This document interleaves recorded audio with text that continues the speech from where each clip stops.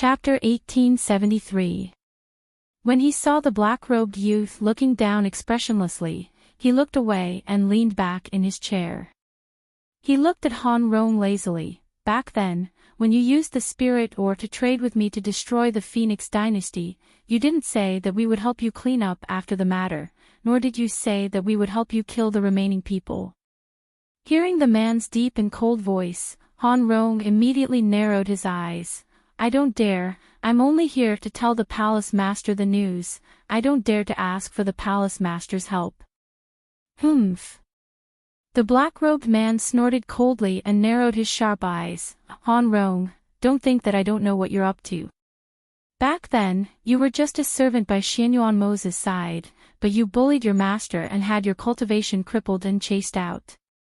If your current master hadn't helped you take over his body, you wouldn't be able to stand in front of me. Who gave you the right to not kneel in front of me? Who gave you the courage to use me? That malicious voice was accompanied by a powerful aura, causing Han Rong's heart to jump in shock. The aura of death enveloped him in an instant, causing his legs to go weak, and he knelt down. No, I don't dare. He actually knows. He actually knows that I've taken over his body. He even knows that I was originally Xianyuan Mo's servant. How did he find out? At this moment, Fengjiu was also shocked when she heard this. She stared at Han Rong, unable to believe that this person was the Han Rong whose cultivation had been crippled by Xianyuan Mo's. It's him. So it's him. He was the one who had taken revenge and destroyed her Phoenix dynasty, caused so many Phoenix guards to die in battle, caused her grandfather and grandmother to suffer so much, and even caused her little uncle to die because of this calamity. Looking at the person below, murderous intent surged in her heart. She wanted nothing more than to kill him. The black-robed man glanced at Han Rong, who was kneeling before him, and said coldly, "Next time, even if you have such news, you don't have to come and tell me. My Temple of Darkness is not a place where you can come and go whenever you want." "Yes, then I'll take my leave first." Han Rong lowered her head. Perhaps she was afraid of his pressure, but at this moment, she didn't even dare to raise her head. Just like that, she got up and left with her head lowered. It wasn't until she was a distance away from the palace that she let out a light breath. She steadied her rapidly beating heart and quickly left. Only someone like him who had experienced death and despair knew how wonderful it was to be alive. It was precisely because of this that he cherished everything he had now. As for Fengjiu and the others, he would not let them off so easily. Number 9. After Han Rong left, the black-robed man casually called out, "Your subordinate is here." Fengjiu jumped down and bowed respectfully. "You know him." The black-robed man narrowed his eyes and stared sharply at the youth standing in front of him, not missing a trace of expression that flashed across the youth's face. "In reply to Master, your subordinate has seen him before," Fengjiu said calmly. "Oh. Is that so? Where did you see him?" He raised his eyebrows, indicating for him to continue. Chapter 1874. The black-robed man didn't ask further. He just quietly glanced at the black-clothed youth in front of him and waved his hand to signal him to leave. Fengjiu didn't return to the pillar this time. Instead, he stood at the back and silently restrained his aura. On this day, other than the people he saw, nothing else happened. It wasn't until evening when the black-robed man brought the old man out of the palace and left Fengjiu behind that she had time to move around. However, although she didn't follow the black-robed man, she didn't leave immediately. After all, there were still many pairs of eyes watching her in the dark. She couldn't afford to be careless. Although she didn't walk around alone for the past 2 days, she had been to many places with the black-robed man and was familiar with the place. At this time, she took the opportunity to relieve herself. After walking for a while, she met the spies who were led away. Because she wasn't wearing a mask, they recognized her when she walked out. When she passed by, Lei Xiao's hand moved slightly and handed the thing hidden in her sleeve to Fengjiu. She didn't even turn around and continued to walk forward. Fengjiu moved his hand and threw the thing into the space. He walked away. When she reached a place where there was no one, she opened the thing and saw that it was a map of this place. Could it be that they had already walked out of here? In just 2 days, he had even finished drawing the map. Her heart moved. She took out a pen and paper from the space and wrote down a note. She only had to wait for the right time to hand it to them. After putting away the things, she walked outside and looked around. In another palace, the black-robed man looked at the old man and asked, "What do you think of this number 9? Hearing this, the old man was slightly startled. This wasn't his first time. He couldn't help but ask, "Young master, do you think there's something wrong?" "I do think it's a little strange. However, since it's someone who took the heart-eroding pill, there shouldn't be any doubt. However, this number 9 gives me a different feeling from the others." The black-robed man said thoughtfully. He couldn't tell what was different. It said that this number 9 was originally the weakest, but he still had some extraordinary aspects. Take this incident for example. It said that Elder Ghost didn't like him at first, so he released his contracted beast to tear that number 9 apart. Who would have thought that number 9 would actually survive from the jaws of Elder Ghost's contracted beast with a pair of extremely fast legs? The old man smiled. It is precisely because of this that number 9 was left behind. According to our people, he personally watched every spy take the heart-eroding pill. Even if young master has doubts in his heart, the poison of the heart-eroding pill is something that even the people of the 4 great sects may not be able to cure, so that he didn't continue.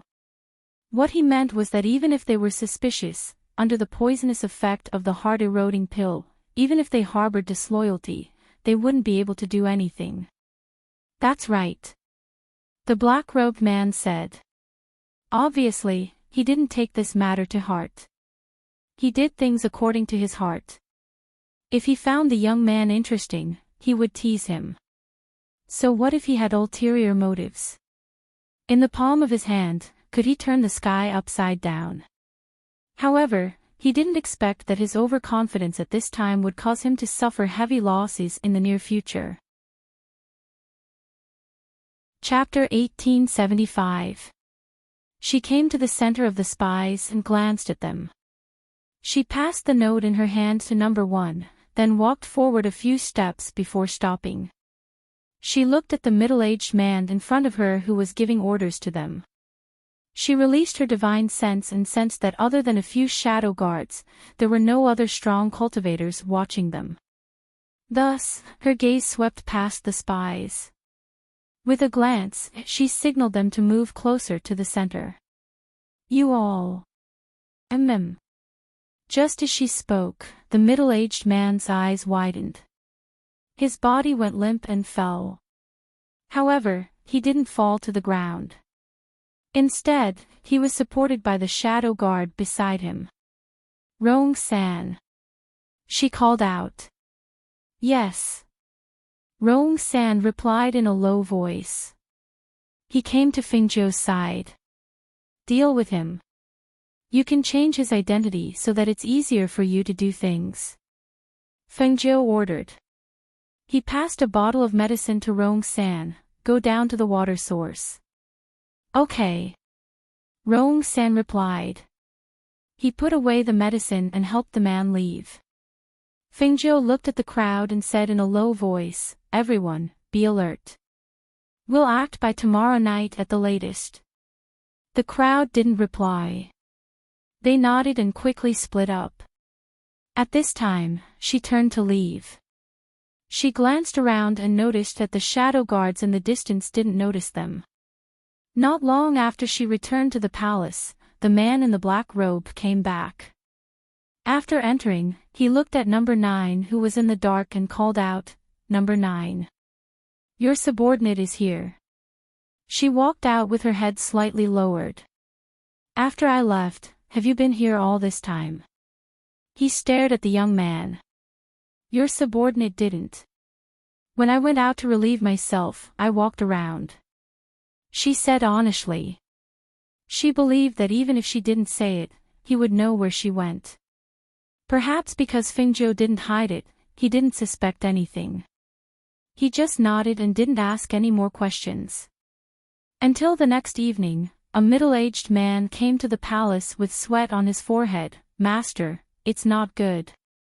Something happened. Speak. The person in the main seat glanced at the person below. Since noon, there have been many problems with people. All of them are unconscious and foaming at the mouth. After checking, they have been poisoned. I'm afraid that someone has snuck in. This subordinate found that someone has poisoned our water source. The middle-aged man said anxiously. His heart was filled with fear as he wiped his sweat from time to time. Hearing this, the man in the black robe frowned and a cold light flashed in his eyes. This is the main hall of the Dark Knight Temple. How could someone have snuck in? And without a sound. Master, it's bad.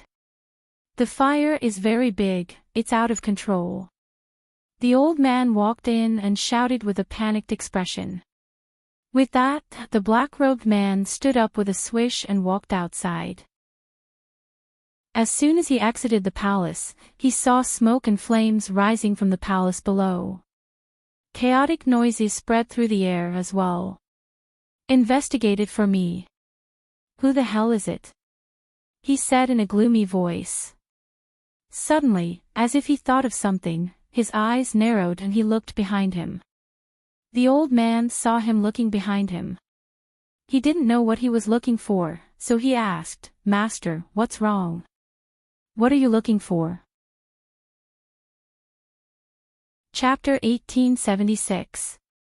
Where's the young man? His voice rang out as if he was talking to himself.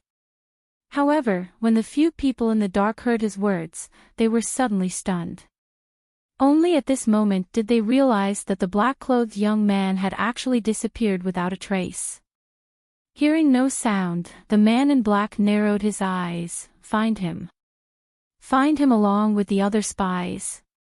Yes. This time, the voices of the people hiding in the shadows could be heard. At this moment, the man in black strode out. His feet did not touch the ground as he quickly walked towards the spies. If he still did not know where the problem was, he would have lived in vain. However, he did not expect that the young man would dare to do so. How dare he?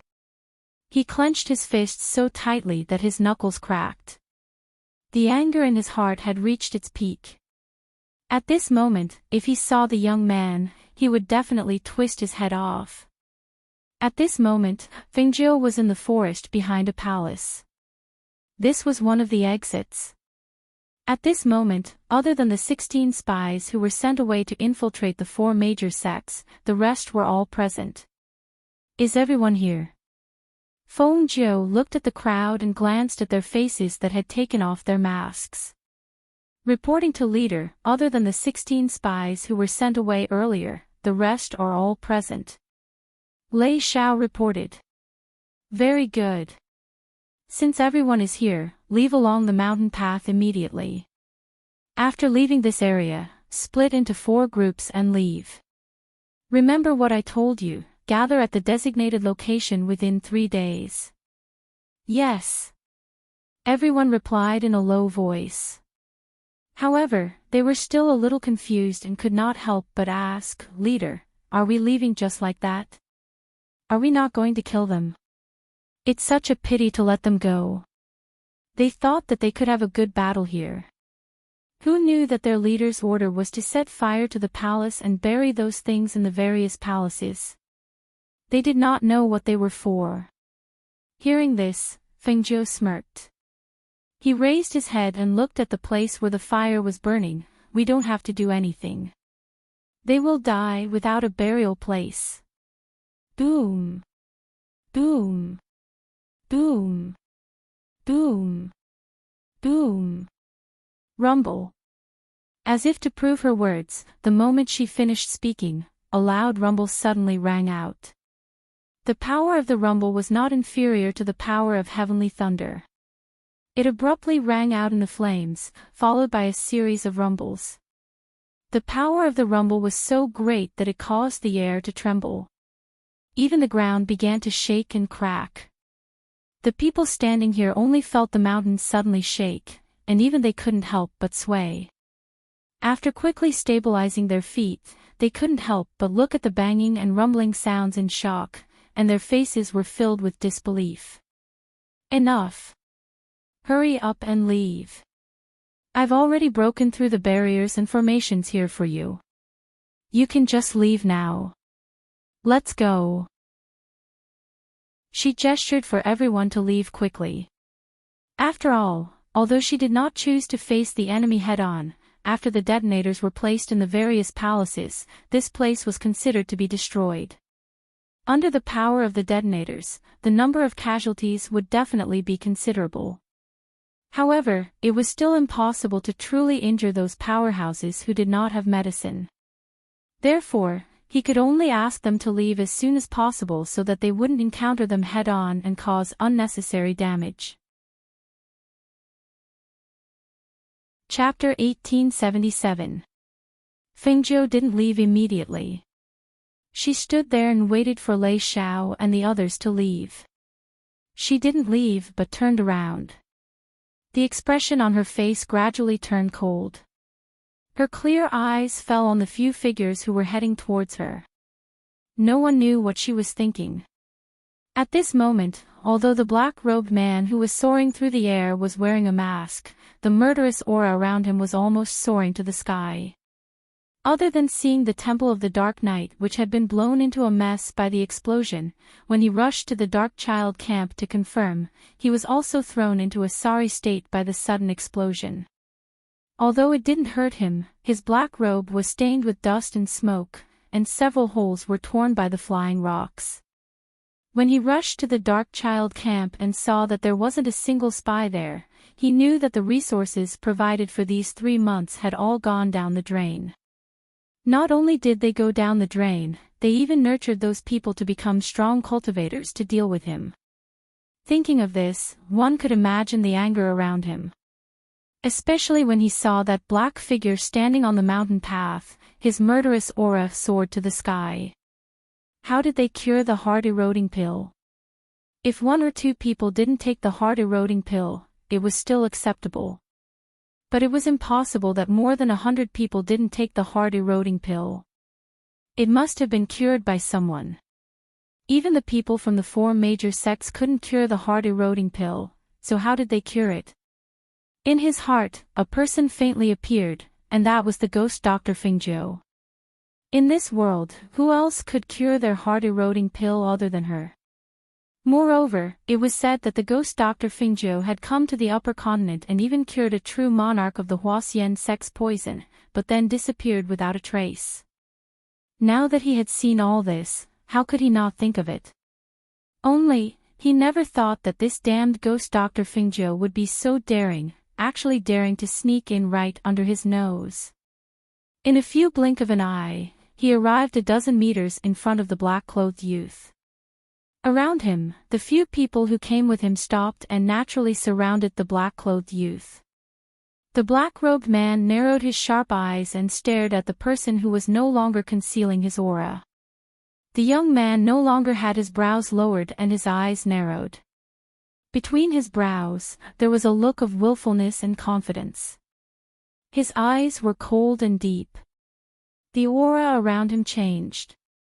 That aura caused his gaze to involuntarily move. Ghost Dr. Fengzhou.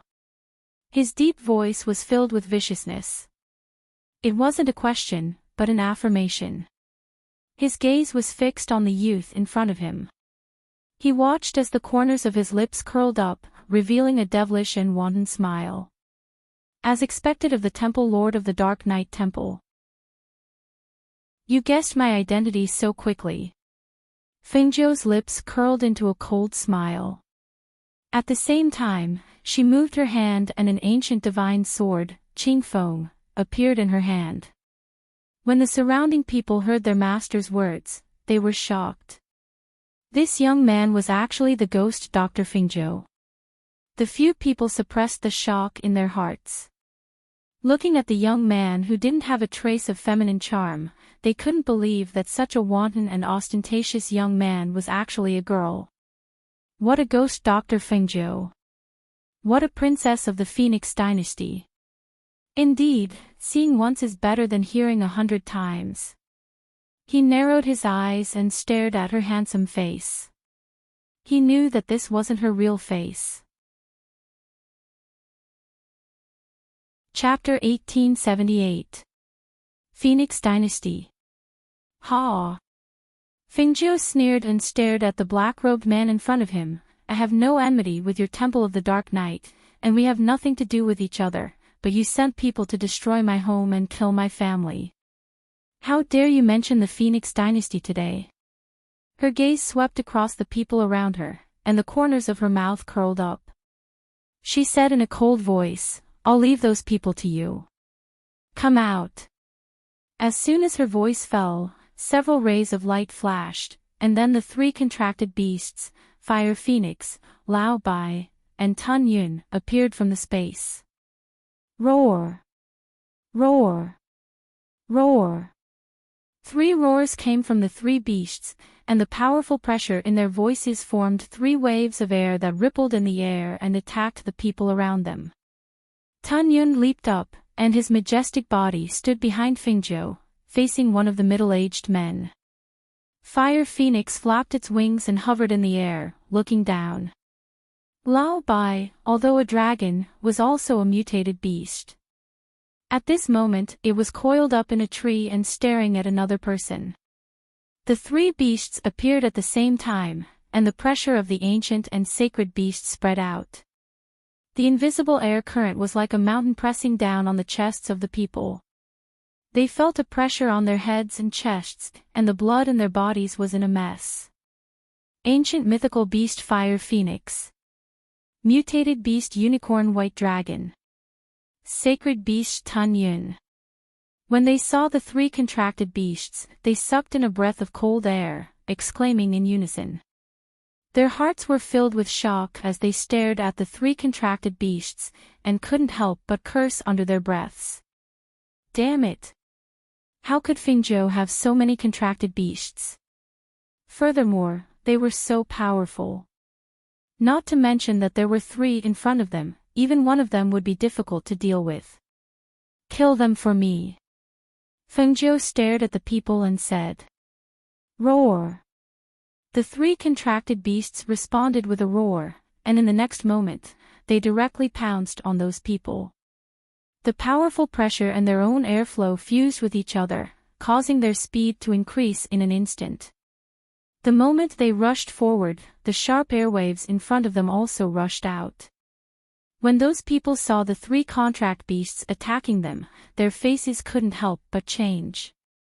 They quickly retreated, trying not to fight them head-on to avoid being injured by the other party's powerful pressure. When the black-robed man saw this scene, he couldn't help but be shocked. He didn't expect that Fingzhou could contract so many contracted beasts, and all of them were so powerful. Just as he was thinking, he felt a fierce murderous aura coming towards him. He suddenly came back to his senses and heard a cold voice. Your opponent is me. Fingzhou held a green sword in her hand, and a sharp sword chi shot out when she attacked. It was very frightening. Her speed was extremely fast, and the distance of more than 10 meters was closed in the blink of an eye. Just as the green sword was about to pierce the man's forehead, the masked black-robed man turned around. You overestimate yourself. A malicious voice came out from his mouth. The arrogance in his voice was very obvious. Obviously, he didn't think much of Fingzhou. No matter what, he didn't think that he would lose to a woman. Even if Fingzhou's reputation was very resounding, in his eyes, she was just a woman. Chapter 1879. As soon as she finished speaking, she spun the Qingfeng sword in her hand and a ray of green light shot out, attacking the black-robed man in front of her. The black-robed man did not hesitate. With a move of his hand, a long sword appeared in his hand as well. He injected his spiritual power into the long sword and dissipated the ray of green light. At the same time, the tip of the sword turned and faced Fengjiu. Clang! Whoosh! The two swords collided and produced a clear clang. Two wind blades diffused from the swords, neither giving way to the other. Due to the surge of spiritual power and the spread of pressure, the sand on the ground was swept up and the fallen leaves fluttered in the air. At this moment, Fengjiu did not hide her strength. However, the black-robed man's strength was not inferior to hers. Seeing that the two streams of air were equally matched, she immediately shot out 3 silver needles with her other hand. The black-robed man narrowed his eyes. As he dodged to the side, he heard the sound of the silver needles brushing past his ears. He formed a palm with his left hand and suddenly attacked Fengjiu with a stream of air. When the stream of air attacked, it instantly turned into an ice blade and attacked Fengjiu's face. Seeing this, Fengjiu lifted her leg and kicked. As her opponent retreated to dodge, she waved the Qingfeng sword in front of her. A ray of flame shot out from the Qingfeng sword and instantly melted the ice blade, turning it into steam and disappearing into the air. Seeing that Fengjiu waved her sword and shot out a ray of flame, the black-robed man narrowed his eyes and frowned under his mask. His attribute was ice, but Fengjiu's attribute was fire. Fire countered ice. No matter how fierce his attack was, it would probably be easily resolved by her. Looking at Fengjiu, who was holding the Qingfeng sword, his gaze fell on the Qingfeng sword. If this sword was used well, it could greatly increase one's strength. If it was not for the fact that the sword in his hand was not ordinary, he was afraid that he would not have been able to withstand the attack just now. It seemed that if he wanted to take her down, he would have to end the battle quickly. He did not believe that his contracted beasts would dare to continue fighting after taking her down. Swish! Sword chi shot out, one white and one green. 2 streams of chi collided with each other, forming a huge vortex. 2 black figures flew up and fought in the vortex. Because they were too fast, they couldn't see the situation inside. They only knew that streams of sword chi shot out from the vortex. When they hit the ground, they made a loud bang and cut a deep trench in the ground. Ah! A blood-curdling scream rang out. They originally thought that it came from Fengjiu and the others, but to their surprise, when they looked in the direction of the sound, they saw a middle-aged man being bitten on the neck by Tun Yun. Blood gushed out as he cried out in pain. Crack! That person did not have time to call for help, nor did he have time to wait for others to come to his senses and save him. His neck was bitten off by Tun Yun. When the sound of bones breaking rang out, that person's head fell to the side powerlessly. Even in death, his eyes were still wide open in fear. Bang! That person was tossed to the side by Tun Yun, and then Tun Yun pounced towards the 2 people that were attacking Senior White. Ah! A shrill scream tore through the sky. Flames shot out from the fire phoenix's mouth and transformed into a fire dragon that coiled around a middle-aged man. He desperately tried to extinguish the flames on his body.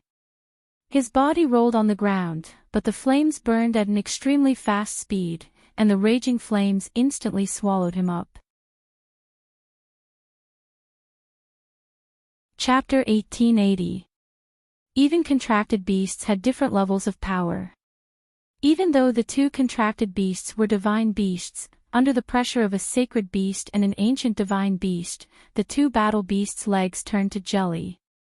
They did not dare to fight and only dared to lie on the ground, trembling. When the 2 cultivators saw this, they almost spat out a mouthful of blood. They had originally wanted to call their 2 contracted beasts out to help, but who knew that the two savage contracted beasts were like children in front of the ancient divine beast and the sacred beast. They did not even dare to roar. Pang! One of them was suddenly swung by Lao Bai's dragon tail, and was thrown out heavily. Pooh! Spitting out a mouthful of blood, that person spun a few times on the ground. He wanted to stand up, but a flame shot towards him. He was so shocked that he rolled on the ground to avoid it.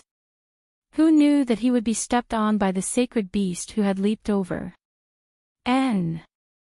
That person groaned, his body curled up and spasmed. He felt as if his internal organs had been trampled by the sacred beast. On the other side, the whirlpool was filled with the smell of fresh blood.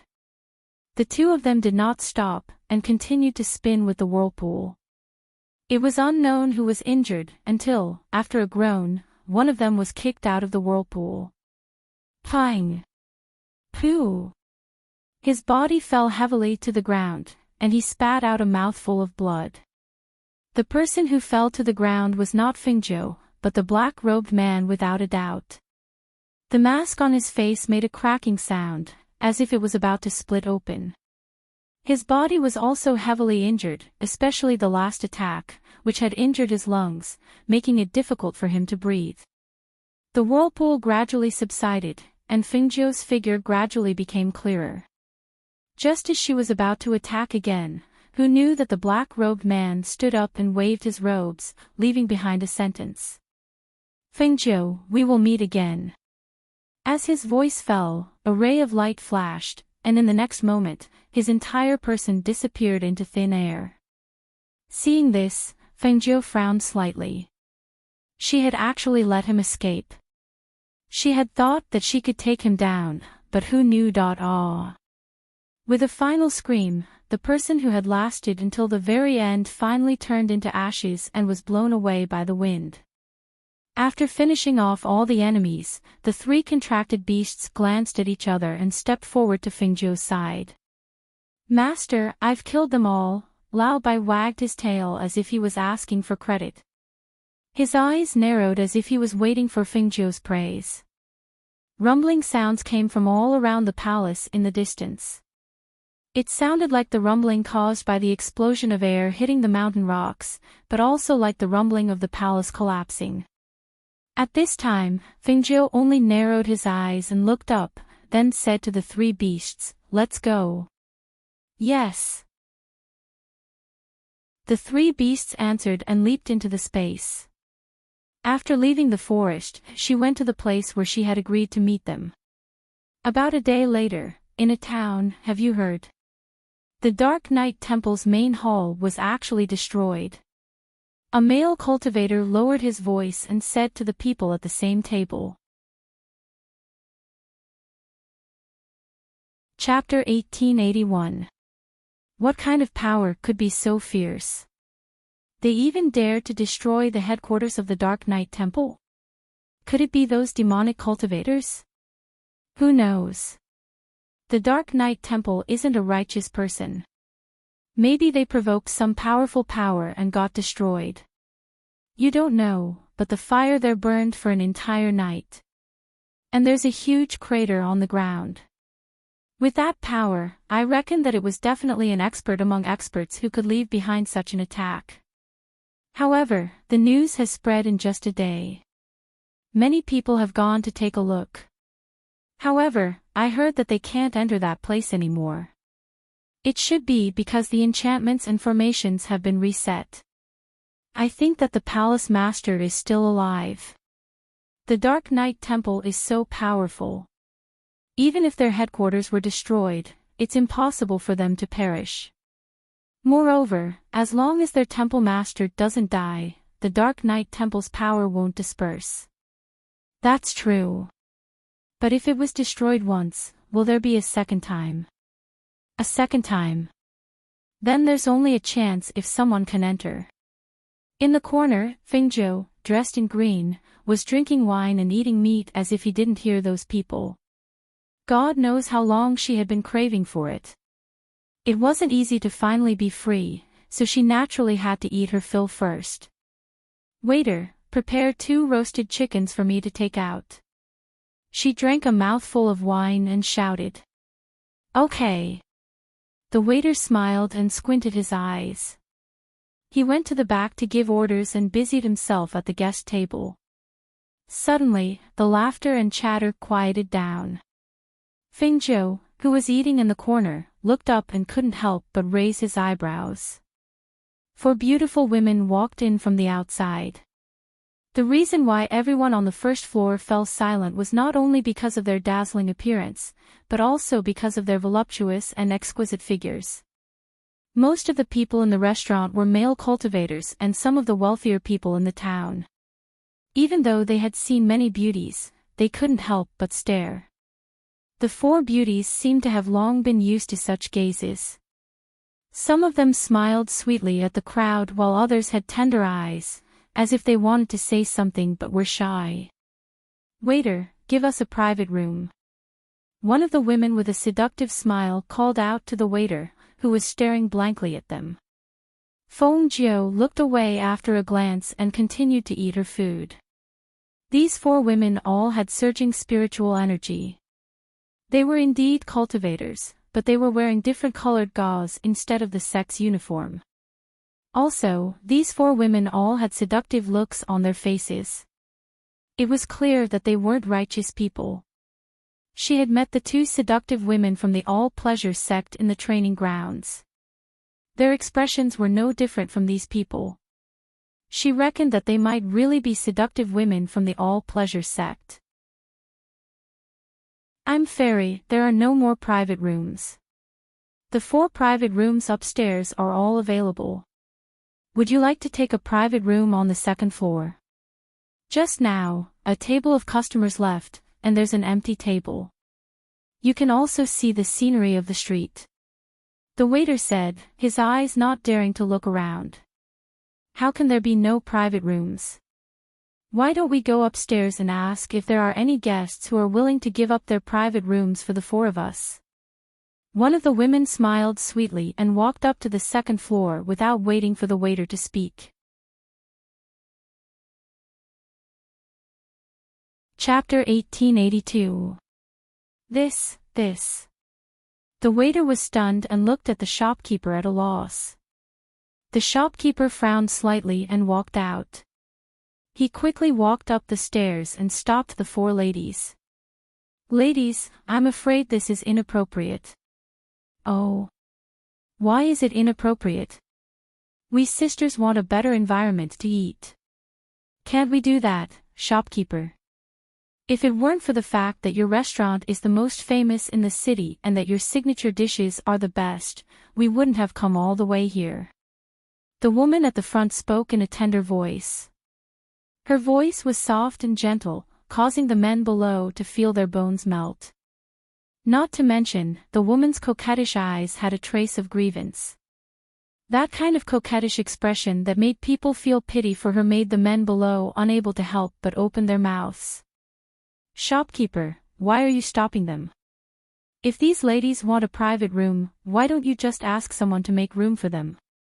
Let these delicate beauties sit in the main hall and eat. Do you feel good about it? That's right, forget about us.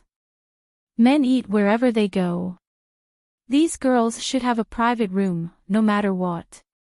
What's more, who knows if the people in the private room will give up the private room to you ladies like us when they see you. The shopkeeper's expression didn't change as he listened to the people below. He only frowned and said to the ladies, Ladies, it's not that I don't want to help you. It's just that the people in these 4 private rooms can't be offended. I'm doing this for your own good. As he spoke, he paused and thought for a while. How about this? The guests in these 4 private rooms probably won't be sitting for too long. Why don't you go outside and look around to see if there's anything you want to buy? Come back later. I'll definitely reserve a private room for you.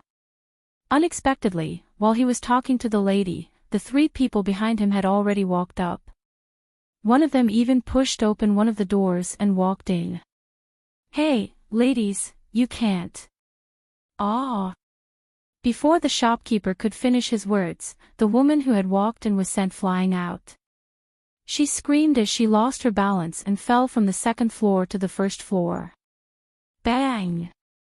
The woman fell onto a table, and the cultivator sitting at the table instantly took a few steps back. His eyes widened in shock as he watched the woman smash the table and throw it to the ground. Pooh! Blood spurted out from her mouth, and her delicate face instantly turned pale. She lay on the ground, unable to stand up even if she wanted to. Seventh junior sister. The other three recovered from their shock. One of them jumped down from the second floor and quickly came to the woman's side to help her up. How are you? Where are you hurt? Who hurt you? At this time, the two women upstairs were filled with anger. Just as they were about to enter the room with the door open, they saw a person walk out. It was a man who looked to be in his 30s. He wore a black robe and had a robust physique. His face was upright and dignified. He walked out with his hands clasped behind his back. His body faintly exuded the imposing manner of a superior. Chapter 1883. The two women's hearts could not help but tremble under his sharp gaze. However, when they thought of their junior sister who was sent flying, they gritted their teeth and drew their swords from their waists. Seeing this, the man frowned. He took a step forward and began to fight with the two on the second floor. The two women were fighting the man with their swords, but the man did not even draw his weapon. Furthermore, he seemed to be dealing with them with ease. It was obvious that the man's strength was far above the two women's. When the shopkeeper saw this, he retreated from the stairs to avoid being affected. He shouted, "Hey, the three of you, please stop fighting, stop fighting." Whoosh! The flexible sword shot out a sword aura and slashed through the man's robe. A trace of blood seeped out from the man's arm and dyed his sleeve red. Seeing that they were injured, the man's face darkened.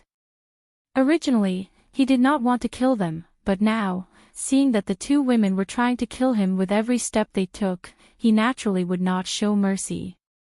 "You're courting death." A low and cold voice came out of the man's mouth. He moved, and his speed instantly increased. When he charged forward, he grabbed one of the women's wrists and bent her hand downwards.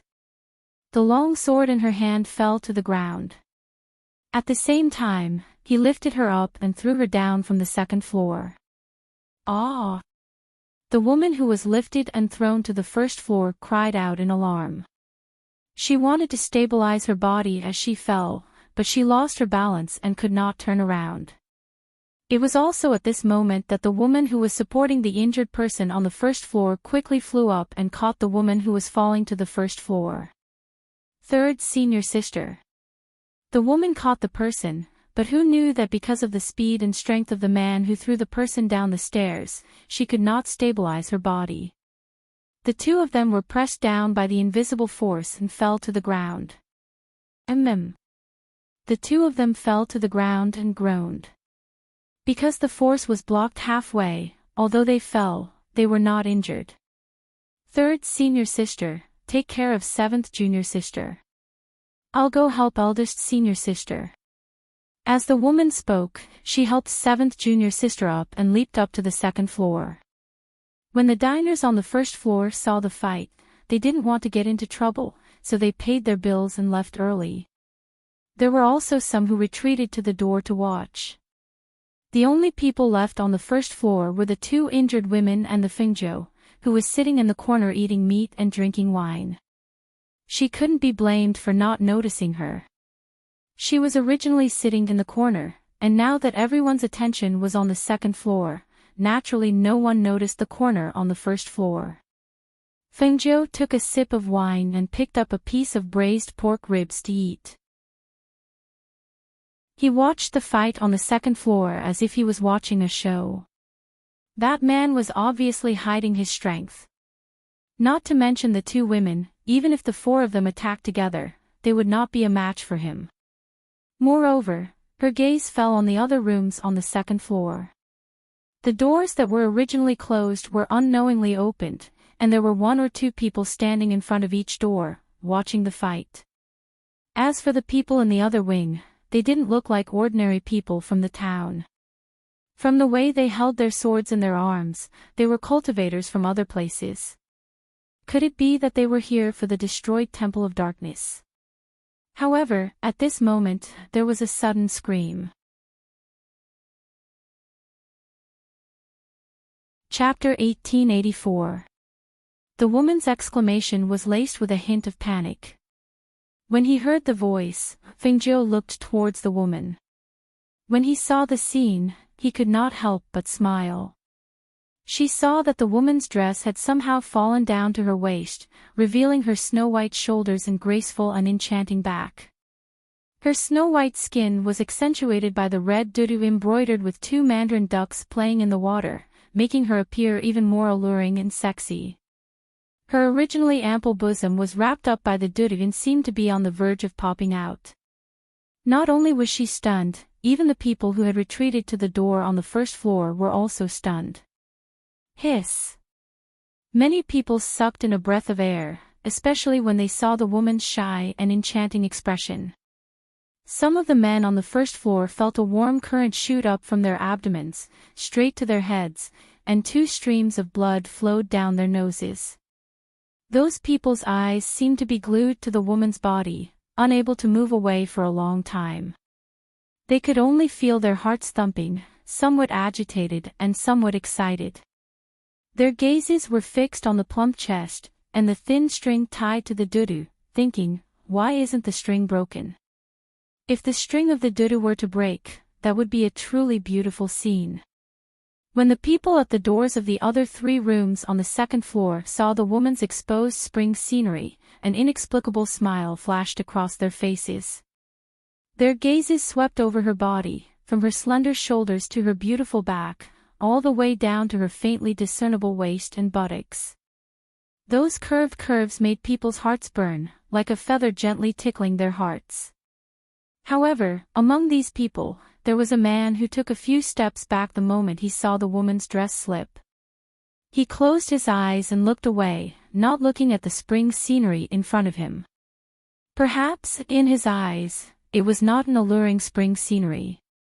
However, it was precisely because he took a few steps back and looked away that the woman took advantage of the opportunity. In an instant, the woman who had exclaimed lifted her skirt, pulled out a dagger from her thigh, and fiercely stabbed forward. The danger was approaching, and the man's killing intent was closing in. The man gathered strength in his palm and struck out, forcing the woman to take a few steps back. However, at this moment, when the other two women saw this scene, they also flew forward. The three of them surrounded the man, gently pulling his belt, and took off his top to his waist, revealing different colored dudu. Yo! Embarrassed to look. One of the women covered her red lips and smiled coquettishly. Looking at the man who was frowning and closing his eyes, she curled her lips disapprovingly. Why are you talking nonsense with him? Kill him. As the other person said this, he directly attacked. When the people on the first floor saw this scene, they could not help but sigh. His luck with women is not bad. This spring scenery is obviously delivered to your door, and you actually closed your eyes and didn't appreciate it. How foolish. Pfft, the person next to him sneered and glanced at the person next to him. What do you know? Just by looking at that man's strength, cultivation, and clothes, we should know that he is not an ordinary person. Those few women probably won't be able to gain any advantage against him in the end. Of a decent woman. Of a decent woman of a person's of a defeat, maybe he's a disciple of some evil sect. Chapter 1885. Fengjiu, who was in the corner, saw the scene upstairs and could not help but laugh. This was really interesting. However, the man was not stubborn. When he saw the four of them attacking him, He opened his eyes in the next moment and coldly glanced at the three women. His first move was a fatal move. Ah! One of the women was choked by the neck and lifted up by the man. The woman's face turned red as she struggled. Her legs kicked wildly, but she couldn't hurt the man at all. When the two people beside her saw this, they stabbed forward with their soft swords and daggers. However, they didn't expect the man to throw the woman towards them. The soft swords and daggers couldn't stop in time and stabbed into the woman's body. With a muffled groan, the woman's lips trembled slightly. Her eyes were wide open, and her body was twitching slightly. Blood flowed from her mouth. "Junior sister!" The two of them cried out in alarm. They hugged the woman and watched her take her last breath in their arms. The two of them trembled slightly. Their hands were tightly clenched into fists. Their beautiful faces were full of coldness. They pulled out their swords and daggers and attacked again. Their moves were fiercer than before, and it seemed like they were going to fight to the death. On the first floor, Fingio narrowed his eyes and looked at the woman who was standing with her hands on the table. He did not know when the woman had left, and he did not know where she went. Shio! The sharp sound of the air blade cut through the air, and the man let out a muffled groan. His face darkened as he looked at the arrow stuck in his arm. The arrow seemed to be poisonous, and after he let out a muffled groan, his step swayed, and his face gradually became ugly. "Kill him!" The two women shouted and attacked with their swords. However, at this moment, a chopstick shot out from the side room and pierced the hands of the two women who were holding the swords. "Ah!" The two of them screamed. The daggers and soft swords in their hands fell to the ground. They grabbed their hands and looked at the bloody hole in their palms. Blood flowed out, and their hands trembled in pain. "Master, it's here. Hurry!" A voice came. The woman who had left came back with a group of 7 or 8 women. The leader was a beautiful woman in her 30s. "It's the Hehuan sect." Some of the cultivators on the first floor recognized the woman in the lead. Their faces changed and they quickly retreated. The women of the Hehuan sect were demonesses who specialized in absorbing the essence of men to cultivate. None of them were good people. No wonder. He knew it. How could a decent woman take off her clothes to face an enemy? It turned out that she was a demoness from the Hehuan sect. No wonder she was so shameless. "Who dares to hurt my disciple?" The beautiful woman's voice was seductive, but it also contained a ruthless aura. As soon as she entered, her seductive eyes stared at the people on the second floor. However, when she saw that one of them had already stopped breathing, her expression changed even more. "How dare you kill my disciple? Today, none of you will leave this place alive." The aura of an expert emanated from the seductive woman. That was the pressure of a celestial sage. As soon as the pressure was released, it enveloped the entire inn, causing the faces of those who were weaker to change drastically. The blood and qi in their body started to churn, and they felt an impulse to kneel down. "So it's Li Mei Er from the Hehuan sect."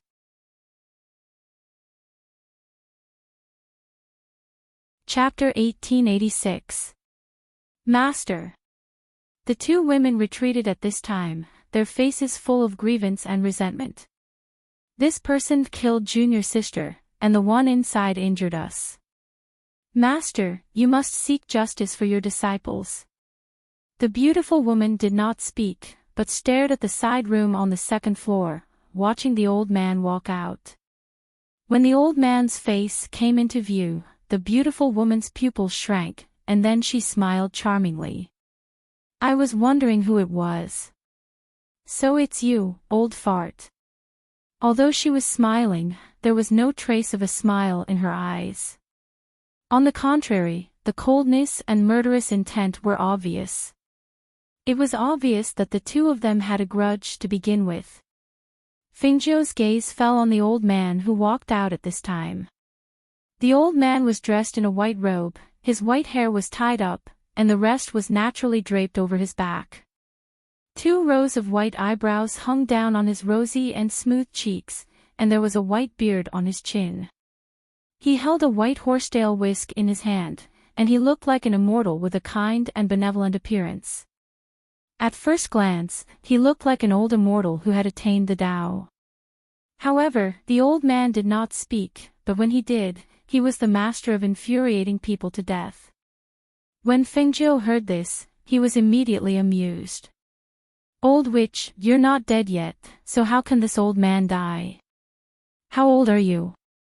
You dress up all day and run around with a group of little demonesses. Why don't you take a mirror and look at how thick the layer of powder on your face is? You don't find it disgusting, but this old man feels disgusted for you." When the beautiful woman heard this, she trembled with anger. She glared at the old man and scolded angrily, "You old fart. You what?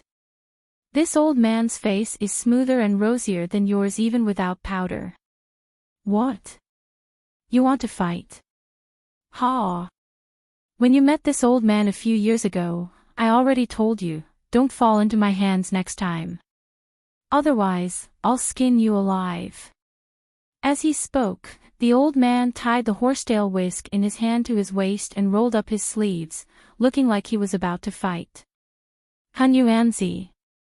You old fart, today, I will tear your mouth apart." Li Meyer was also angered. She had lived for a long time, and because she was a member of the all-pleasure sect, the thing she hated the most was other people mentioning her age. This damned Hunyuan kept calling her an old witch, and he even said something about the thick powder on her face. She really couldn't take it anymore. She had cultivated for so many years. She didn't believe that she wouldn't be a match for this old man even if she was already a celestial sage a few years ago. TSK, I was right, wasn't I? Are you feeling guilty? Are you angry? Look at your character. An old witch is an old witch. You won't be able to accomplish anything great. You better be careful. I will destroy your demon sect sooner or later. Seeing that Li Meyer's face had turned red from anger, the old man leisurely said. However, his words caused Li Meyer's heart to burn with anger. She shouted and pointed her 5 fingers. 5 thin lines shot out from her fingers and attacked the old man standing in front of the door.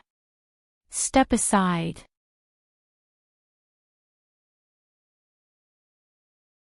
Chapter 1887. However, the man sitting in the corner soon felt that something was wrong. He had taken the antidote, but not only did his body not get better, it seemed to have gotten worse. Especially, his body gradually heated up, his face gradually turned red, and his eyes seemed to become a little blurred. He wasn't someone who hadn't walked outside before. When he saw the condition of his body and saw the seductive and proud smiles of the women downstairs, he knew what was going on. This probably wasn't a poison, but the all-pleasure sects. Fengzhou was watching the old man and Li Meyer fight, so he didn't pay attention to the man sitting in the corner of the second floor. He saw that both of them had the strength of an immortal sage. However, Li Meyer was an intermediate immortal sage while the old man was a peak immortal sage. This way, they could easily suppress Li Meyer's attack. The women downstairs also saw that their master was not a match for the old man. They wanted to go up and help, but because the old man was too strong, they were unable to get close to him. Thus, one of them spoke with a flash in her beautiful eyes. "Hunyuanzi, the man behind you can't take it anymore. Do you know what he's been poisoned with? It's not poison, but our all-pleasure sect's secret medicine of bliss." Hearing this, Hunyuanzi glared and scolded, "It doesn't matter. If he dies, I'll make sure all of you die with him." The woman choked and her words were stuck in her mouth. She could only hold her breath and snort heavily, cursing in her heart, "Damned old man. He's really hard to deal with." Fingio watched as Li Meier used her 10 fingers to control the silver threads to attack the old man. When the threads slashed through the roof of the restaurant, they left a mark. She controlled the threads with her 10 fingers. The threads looked sharper than blades. 2 of them directly pierced through the roof of the restaurant. Whoosh! Bang bang bang! The old man suddenly pulled out the horsetail whisk from his waist and swung it. A sharp chi blade flew out from the horsetail whisk and attacked Li Meier. Li Meier used the silk thread in her hands to block it. The silk thread in her hand snapped and made a few muffled sounds. However, at the same time that she blocked the airflow, she was about to sneer when she saw the old man's horsetail whisk swinging towards her face. Hiss! The horsetail whisk swung directly at her face, causing her to gasp in pain and scream out loud. Her entire body was also swept downstairs by the force of the blow. Master! When the women on the first floor saw this, they were shocked. They hurriedly went forward to catch him, but when they saw him, their faces turned pale. They saw that their master's beautiful face was stained with blood, and they could vaguely see the scars left behind by the horsetail whisk. Such a beautiful and dazzling face was actually ruined just like that, causing them to suck in a breath of air one after another. "Let's go." One of them came back to her senses. Seeing that her master was no match for him, she hurriedly supported her and fled. "Master Hunyuan, just you wait, I will definitely kill you." Li Meier's shrill and unresigned voice came from outside and went far into the distance. Tsk. "Damned old witch, I'll let you off easy."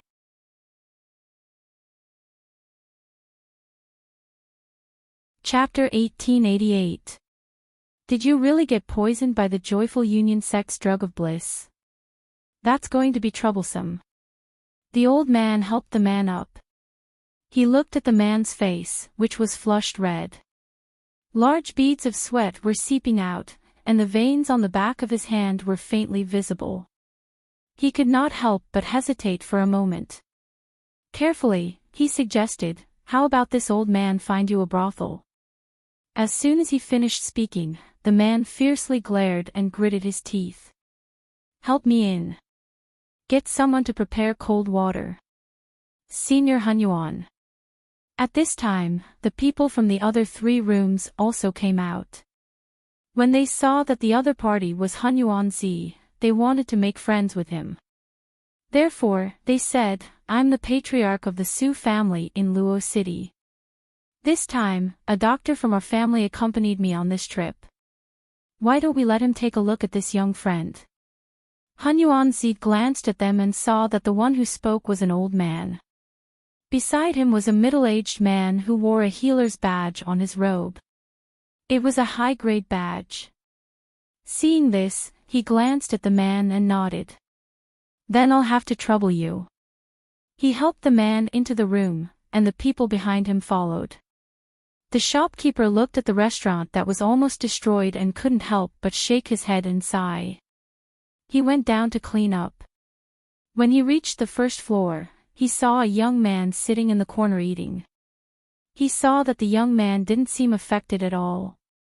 He sat there leisurely eating meat and drinking wine. Even though he had seen many things, he couldn't help but be stunned. This young master. Are you all right?" The shopkeeper asked carefully. He looked at the few plates in front of the young man. Many things had been eaten, leaving only a few bones on the table. Could it be that when those people were fighting, this young man was sitting here eating and watching the show? Thinking of this, the shopkeeper's mouth twitched. There were strange people every year, but there seemed to be more this year. The people who came here today were all abnormal. Burp. Not so good. Fingio burped and shook his head. Ah. Not so good. Then where are you hurt? When the shopkeeper heard this, he immediately asked nervously. He didn't want to be injured by the cheese sword or something. If he was injured here, wouldn't he also be unlucky? No, I'm just a little foal. I don't think I can walk anymore. She exhaled softly and rubbed her stomach. She said innocently, I'm full. I suddenly feel like taking a nap. Ah. The shopkeeper looked at the young man in front of him, dumbfounded. Fengjiu looked at the shopkeeper in front of him and suddenly smiled. He changed the topic. Shopkeeper, I still have 2 roasted chickens that you haven't sent over yet. Are you guys done burning? How much longer do I have to wait? This place started fighting just now. Maybe it's not done yet. Why don't you wait for a while, young master? I'll go take a look. The shopkeeper asked tentatively. Fengjiu's eyes narrowed as he smiled and nodded. All right. When it's done, wrap it up and bring it to me. She stood up, and her dark eyes sneakily landed on the 2nd floor. She wanted to see how the man on the 2nd floor looked like after being poisoned by the drug of bliss.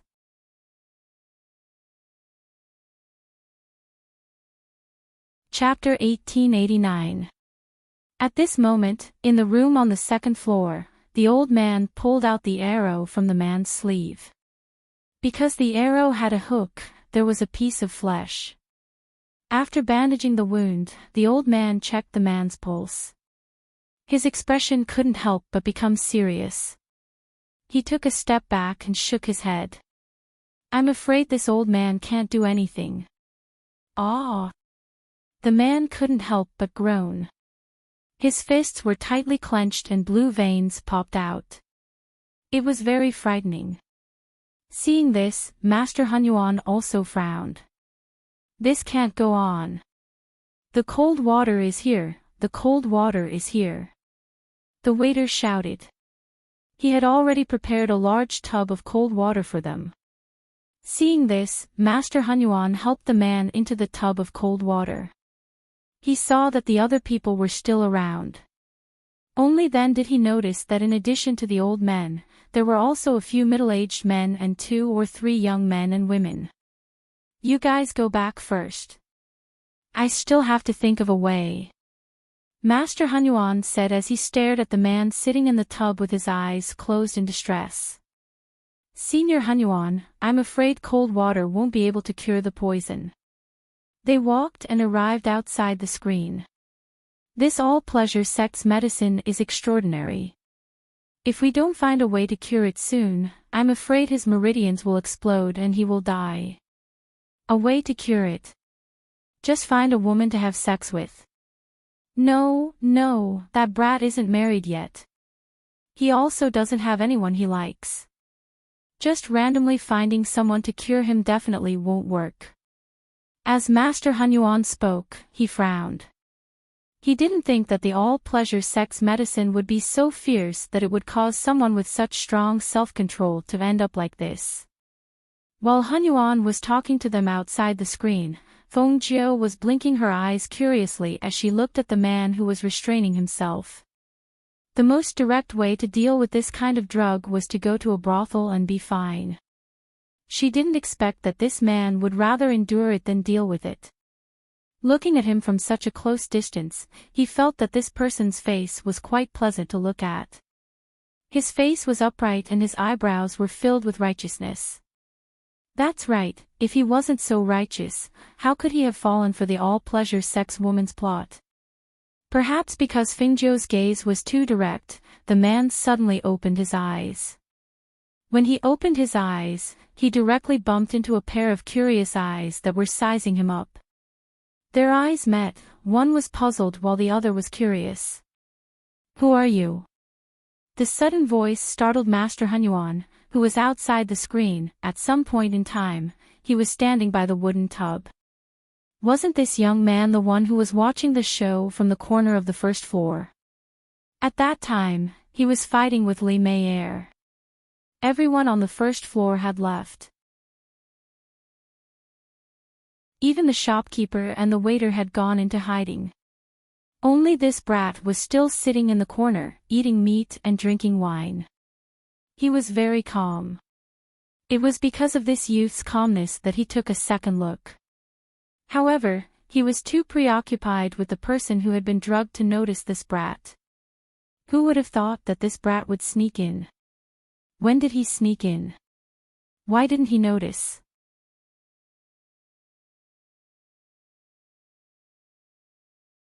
Chapter 1890. Because Shuo Junyu had been drugged, even though he was soaking in cold water, his body was still burning hot. At this moment, when the young man's fingers touched his wrist, he only felt a chill pass through his fingers, causing him to involuntarily shiver. A wave of comfort spread through his body. But in the next moment, the finger left his wrist. He looked up and met the young man's teasing gaze. His heart skipped a beat, as if he had been seen through. It made him feel ashamed, and he couldn't help but lower his gaze. "How is it? Can you cure it?" Han Yuan asked when he saw that the youth did not speak for a long time. Perhaps it was because the youth was different from ordinary people, so he had a glimmer of hope in his heart. "Do you have anything valuable?" Feng Jiu looked back at Han Yuan and asked. "Ah." Han Yuan was stunned for a moment, then nodded. "Yes. How can this old man not have anything valuable? He has all the treasures he wants." He turned his gaze and smiled. "So, you can cure it?" "Yes." Feng Jiu nodded and extended his hand. He said with a smile, "But I want a reward." "Ha, that's not a problem. Even if you don't like the old man's collection, this kid is quite rich. He can definitely give you one or two things." Han Yuan said, then hurriedly said, "Then hurry up." "How do you cure it?"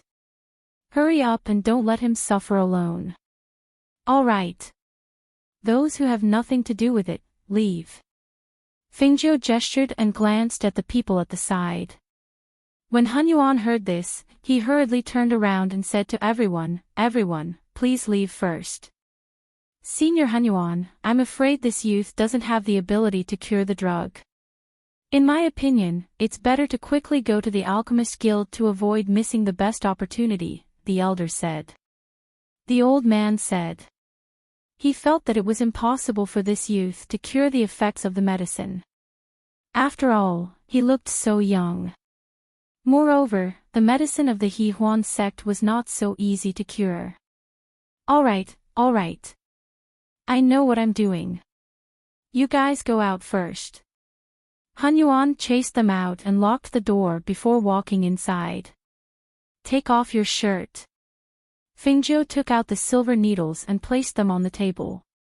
Shuo Junyue paused for a moment before taking off his shirt. They were all men, so there was no need to worry about anything.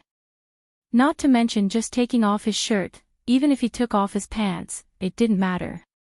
The most important thing was to get rid of the drug in his body. Feng Jiu pierced the silver needles into Han Yuanzi's body. The needles seemed to be placed casually, but each one made Han Yuanzi, who was watching from the side, feel his heart skip a beat. This was because if there was any deviation in the placement of each needle, it would really be fatal. "Old man, get someone to bring in some ice and add it to the water." Feng Jiu did not even raise his head as he instructed.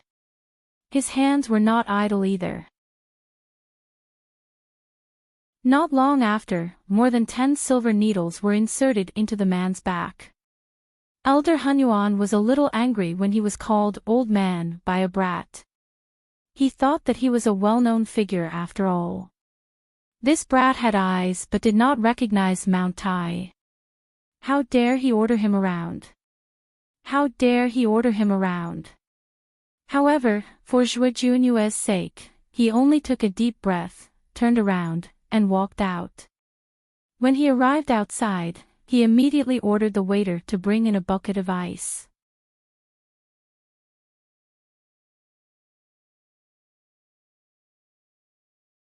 "They don't look good, and they don't have much use." If I wanted these things, I could get more than you. Then tell me, what do you want? The old man sat down at the table and asked.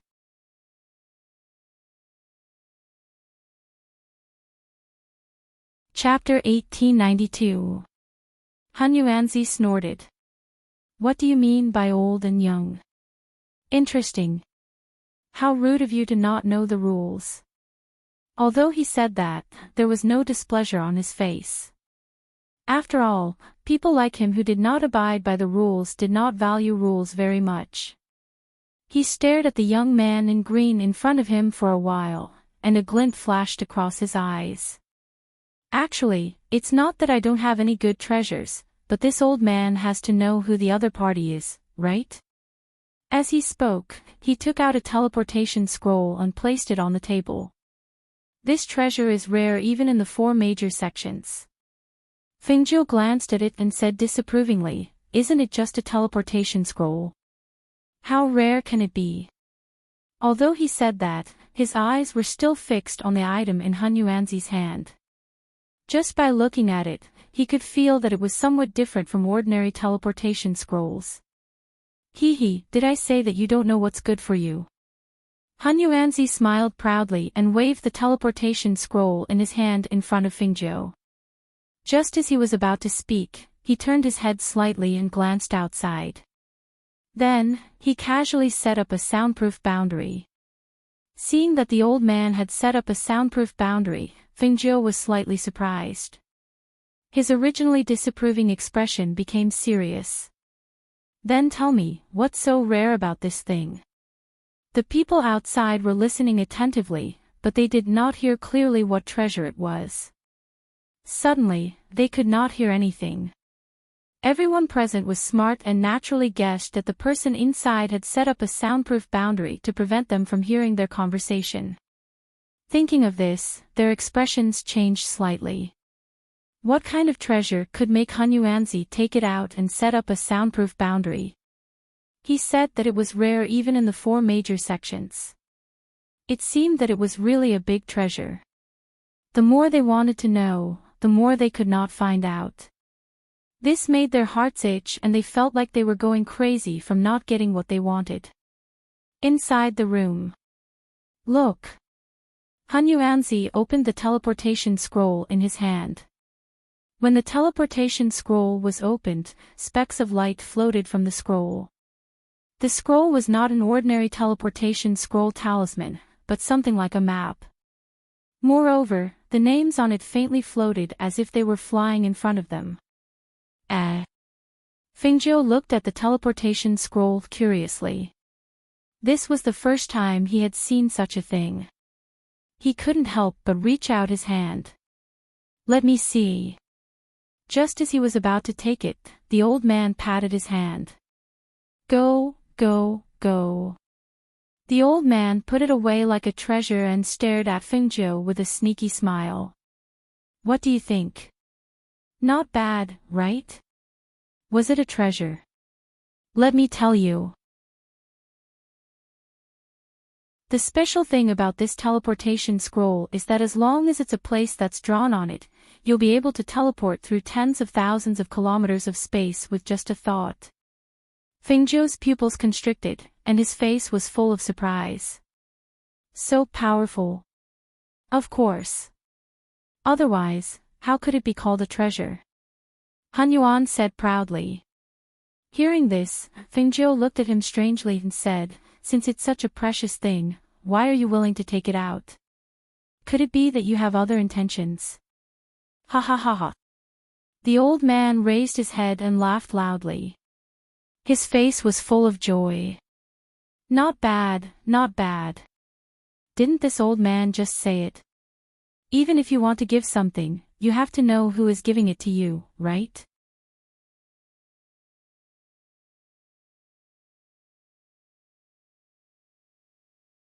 However, just as she finished speaking, a ray of light suddenly enveloped her. In an instant, her entire body became blurry, and she turned into a beam of light that shot into the sky with a whoosh. You stinking brat!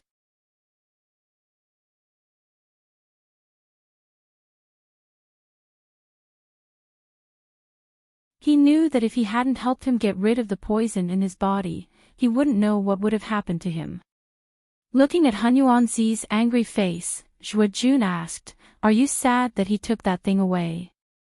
Or are you sad that he didn't acknowledge you as his master?" Han Yuanzi was taken aback. He snorted heavily and said, "Both."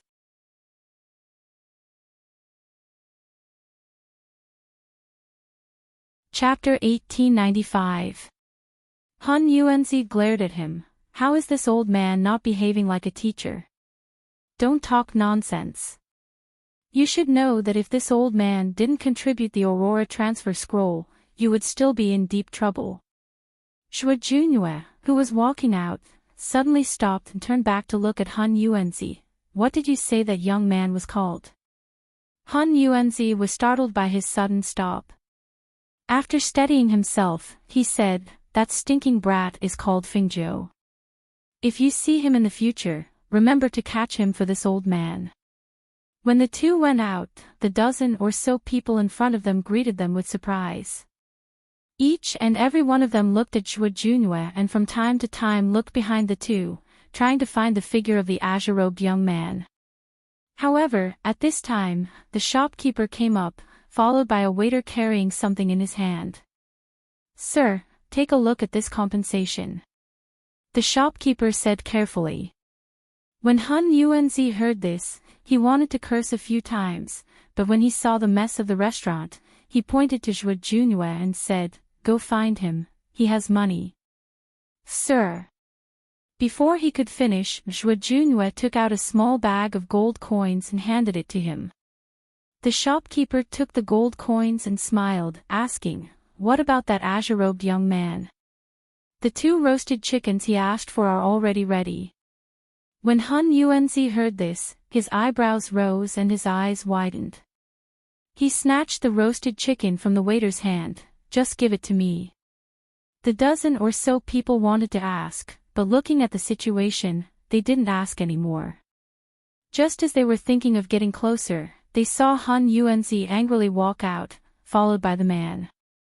On the other side, outside of Floating Cloud City, Fengzhou suddenly appeared.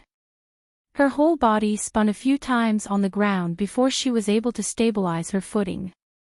After standing firm, she let out a sigh of relief and looked down at the transmission scroll in her hand. She couldn't help smiling. TSK, what a treasure. She held the teleportation scroll and looked at it carefully. When she saw the names of the places floating on it, she couldn't help but grin. However, all of a sudden, she felt a pair of eyes on her. Thus, she raised her head and looked at them. Following their gazes, she noticed that there were 2 middle-aged men staring at her. To be precise, they were staring at the Aurora teleportation scroll in her hand. Seeing this, she rolled up the Aurora transportation scroll in her hand and kept it in her space. Then, she looked at the city gate master. When she saw the words, Fu Guang City, she couldn't help but smile. He didn't expect to arrive here so quickly. He just didn't know if the others would be able to reach the place they had agreed to meet in 3 days. She straightened her robes and walked towards the city gate with a natural expression. Even so, she still attracted the attention of some people.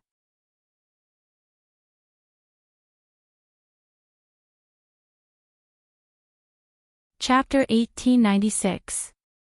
Ah, little brother, are you from out of town? Do you want to enter the city? I wonder if it's convenient for us to speak a few words. The middle-aged man asked as he looked at the azure-robed youth in front of him. It's not convenient, I'm busy, Fengzhou said as she walked past him. The middle-aged man didn't stop her and just stared at Fengzhou, who was walking inside before continuing to walk forward. After entering the city, Fengzhou didn't stop. The place she had agreed to meet with them wasn't Floating Cloud City, but a town below it. From here, it wouldn't take more than half a day to reach. She just didn't know if the others had arrived or not. After entering the city, she continued to walk through the streets, squeezing through the crowds. She didn't need to turn her head to feel that someone was following her. one in the light, one in the dark. The corners of her lips curled up slightly, revealing a smile. Along the way, when she passed by a wine shop, she took out a wine gourd from her space and filled it with wine. She drank as she walked, leisurely and contented. The two people following her had been paying attention to the azure-robed figure in front of them. The scene outside the city gate, others didn't notice, but they did. The youth had suddenly appeared using a transmission scroll, but ordinary transmission scrolls didn't have that kind of light. It was clear that the thing he had was extraordinary. However, even though he had a treasure, this youth's strength was only at the peak of Foundation establishment. Such a person didn't need to talk about stealing his treasure, even if they wanted to take his life, it would be easy. In particular, this youth didn't have the slightest bit of vigilance. They had been following behind him all the way, but he didn't even turn his head to pay attention. It was clear that if he had such a treasure, even if they didn't steal it, it would have been taken away by someone else. On the mountain road, under a tree, Fengjiu was drinking wine and humming a tune. She leaned against the tree and rested with her eyes half closed, giving the people following her an opportunity. She held the wine in her arms and narrowed her eyes, looking as if she had fallen asleep. At this time, not far away, two people came out from behind. The two people looked at each other and saw the greed in each other's eyes. "That thing is mine, I advise you to leave," a middle-aged man said as he stared at the other man. The two of them were equally matched in strength. If they really fought over it, it was hard to say who would get the item. "Pfft!" The other person sneered, "You." As soon as his voice fell, he suddenly rushed forward and attacked the green-clothed youth under the tree in front of him at an extremely fast speed. The item was with that young man. As long as he got it, he didn't believe that person would be able to catch up to him. When the other person saw this, he cursed and also rushed forward. His target was the young man under the tree. But who knew that just as the two of them were about to reach out to attack, the youth who had his eyes closed as if he was drunk suddenly opened his eyes. He even grinned at them, giving the two of them a fright. By the time they wanted to pull back, it was already too late. The young man suddenly reached out and grabbed their feet, pulling them down and lifting them up at the same time. He pulled out their belts and tied their feet together, hanging them upside down on the tree. Hiss! Aw!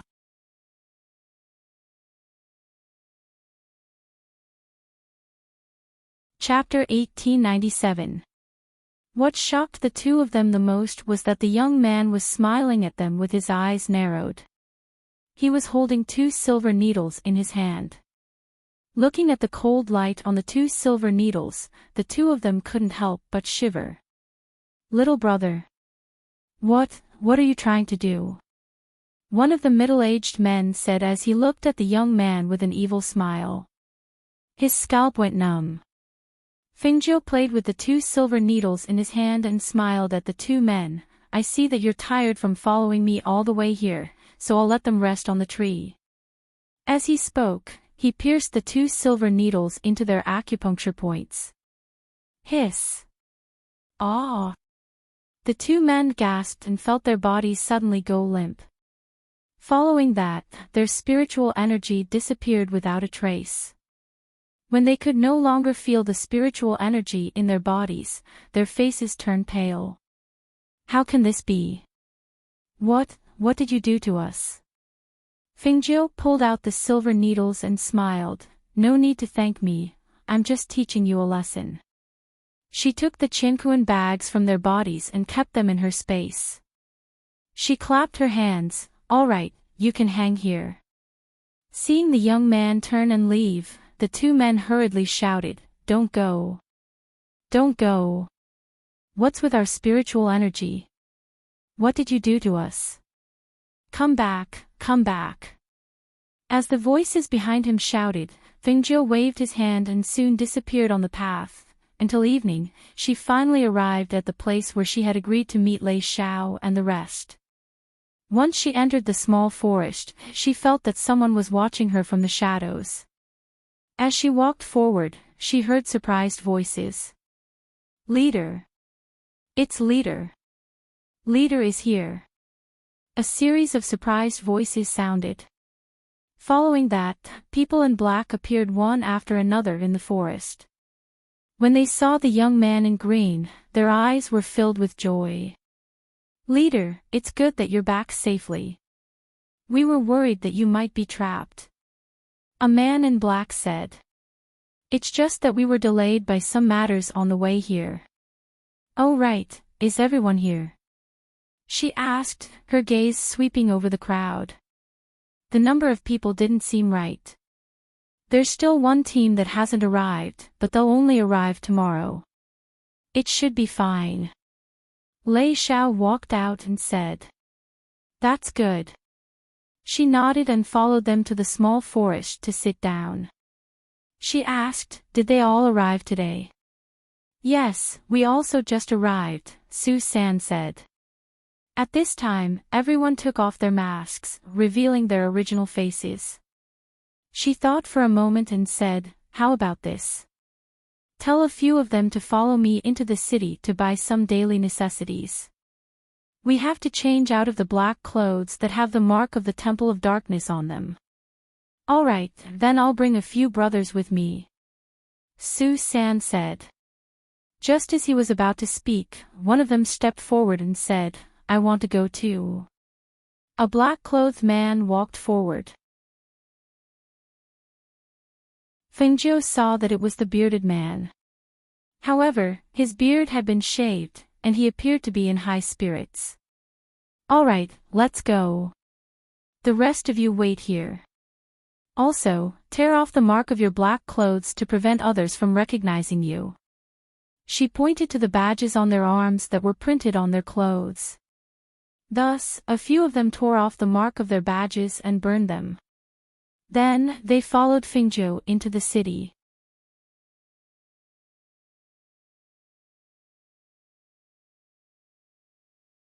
Chapter 1898. As that person spoke, he moved closer to Fengjiu and sniffed, but before he could get close, Fengjiu ordered him to retreat. Stand still. Fengjiu glanced at him and said, what do you think you look like? Once we enter the city, we can have as much wine as we want. Do you think we can forget about you? Heh heh, that's true. He smiled embarrassedly and rubbed his head. Thinking that he was finally free after being locked up for so many months, his mood was unusually good. They chatted and laughed along the way. After entering the city, they all followed Fengjiu's side in an orderly manner.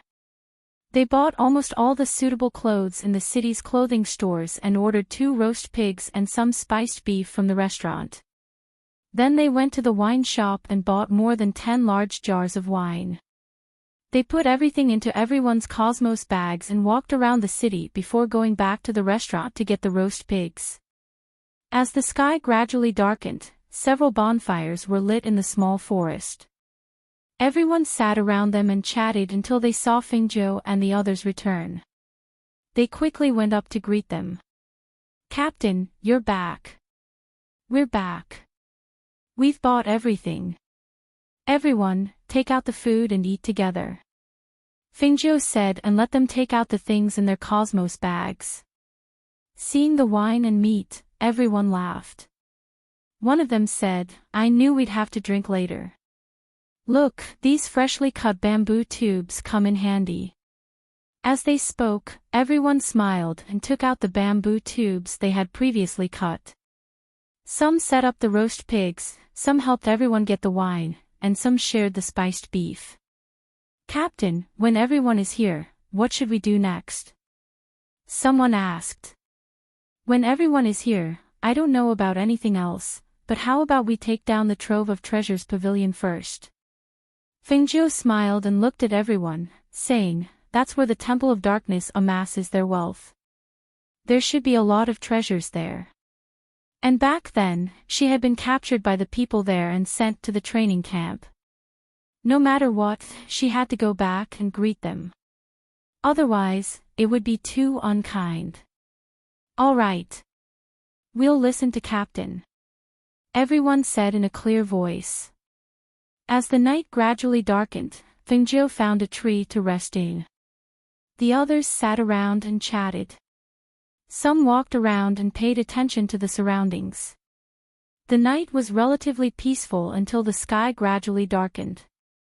When it was close to midnight, a few women's cries for help suddenly rang out in the night. "Ah! Help! Help!" That voice didn't sound far, as if it was not far from the forest. Thus, Fengjiu jumped down and led a dozen people and followed the voice. "What are you shouting for? Everyone here are our people. Even if you shout, no one will come." "That's right. Looking at you guys, you should know that female rogue cultivators have to rely on powerful male cultivators to survive. Otherwise, they could meet with misfortune at any time. However, it's different if you follow us. We're fairy realm cultivators, and we're much stronger than you guys." The two people who spoke were the two fairy realm cultivators under Fengjiu. Because they were drunk, their eyes were blurred and filled with lust. They hugged the two female loose cultivators and moved their hands up and down. At the same time, they moved forward to kiss the woman's red lips.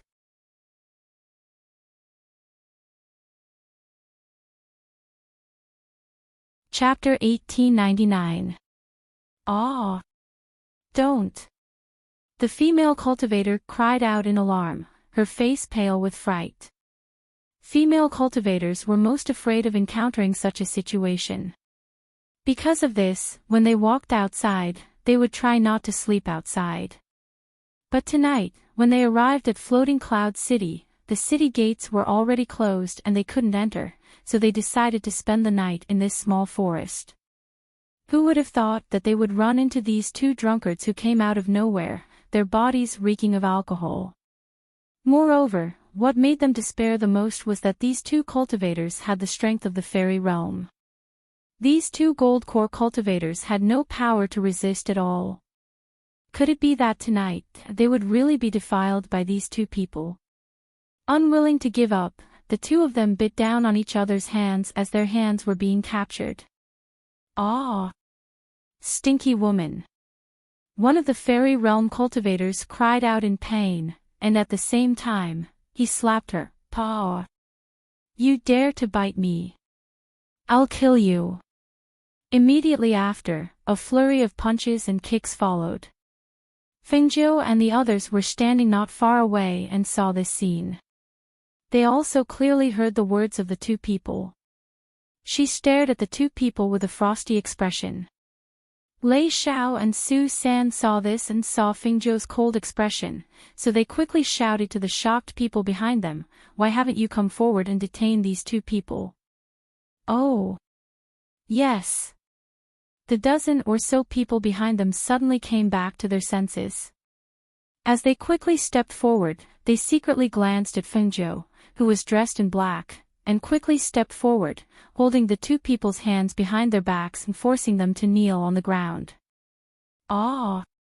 Who dares to touch me?" The two people cursed, then suddenly raised their heads. When they recognized their brothers, they were startled, but then they smiled and said, "So it's you? Why are you also here? Quickly let us go, there are two female loose cultivators over there. It's a good opportunity to reward our brothers." When the people holding the two people heard this, their faces darkened. Originally, they didn't use much strength, but when they heard this, they increased their strength and said, "Shut up. Don't talk nonsense." At this moment, they didn't even dare to raise their heads to look at their captain. They didn't even need to look to know how ugly their captain's expression was. The two female cultivators fell to the ground. Seeing the two people being restrained by the masked men, their eyes were still filled with shock. They looked at the green-clothed youth standing there with a frosty expression, and their hearts inexplicably settled. Perhaps feeling that the atmosphere was not right, the two of them looked back. When they saw the green figure standing not far away, they laughed and said, "So it's Captain. Captain is also here. Could it be that you've also taken a fancy to those two beauties? Take him back." Fengjiu did not walk over. Instead, he turned around and walked back. They escorted the two men back and brought the two women to the bonfire. When they arrived at the bonfire, the two women were startled when they saw the masked men around the bonfire. There were actually so many black-clothed men here. Could he be from some organization? They tried to distinguish their origins from their clothes, but they saw that their sleeves were torn, so they couldn't tell where they came from. "Captain, what's going on?"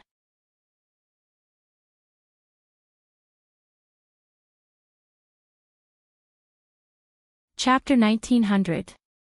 "Ah! What are you doing?" The two of them roared angrily and glared fiercely at Fengjiu, who was standing in front of them with a cold expression. "Who do you think you are? What right do you have to treat us like this?" Fengjiu looked at them coldly but did not speak to them. Instead, she looked at the crowd around her and said, "Back then, I gave you a chance to leave, but you chose to stay. I also told you about my rules. If you break my rules, I will not let you off easily." Her voice was neither fast nor slow. However, when the crowd heard her, they felt a cold aura sweep across their hearts. The murderous intent that could not be ignored was also clear, causing them to tremble in fear. "Leader, we will never dare to forget your words. From the moment we decided to follow you, we are your people." The crowd's voices were clear and solemn. At this moment, the two people who were forced to kneel on the ground were slightly startled, as if they had thought of something. They lowered their heads for a moment, but in the next moment, they raised their heads again, their eyes filled with hatred. "We said that we would follow you. So what? You're just toying with two women. Is it that serious? You're the weakest among us. You're only at the peak of the nascent soul stage. What right do you have to control us, fairy realm powerhouses?" When the crowd heard this, they frowned under their masks. Are these two people trying to court death? Let them go. Fengjiu said to the cultivators who were holding the two people captive. As soon as she finished speaking, the cultivators who were holding the two people released their hands and retreated to the side. When the two people regained their freedom and stood up, they saw a green figure flashing in front of them and waving a fist towards them. The two of them looked at each other and gritted their teeth. They wanted to teach him a lesson, so that he would not think that they, as fairy realm powerhouses, had to listen to him. However, even if the two of them joined forces, their speed and strength were too weak. They could not be compared to Fengjiu at all. When she waved her fist, it hit one of the fairy realm powerhouses. Bang! Crack! Ah! A heavy punch landed, and the sound of his sternum breaking could be heard. The fairy realm cultivator cried out in pain, and his entire body bent over. When he spat out a mouthful of blood, he spat out a mouthful of blood. Whoosh! Bang! Crack! Hiss! Fengjiu raised her foot and kicked the other man's leg. That man gasped and fell to his knees. Fengjiu raised her foot and kicked, breaking the other man's leg. Everyone's eyes flickered as they watched. They already knew that their captain was very powerful. This time, when they saw him fight, the speed and strength of his attacks made them very suspicious. Was he really just a nascent soul cultivator? That day, they had left early and did not see the battle between him and the people from the Temple of Darkness. All this time, they had not been able to figure out his cultivation level, but they were sure that his strength was definitely not at the peak of the nascent soul realm. Bang! Ah! The two figures were kicked high into the air. After hitting the branches above, they fell heavily to the ground. They lay on the ground and groaned, unable to get up for a long time.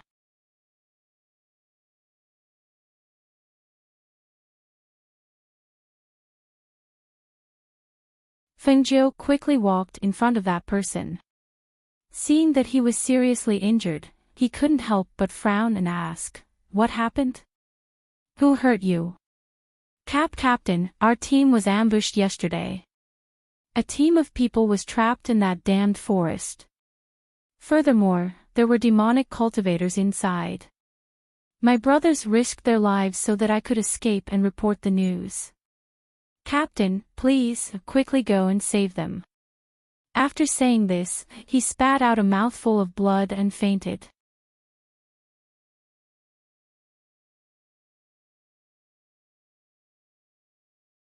Chapter 1902.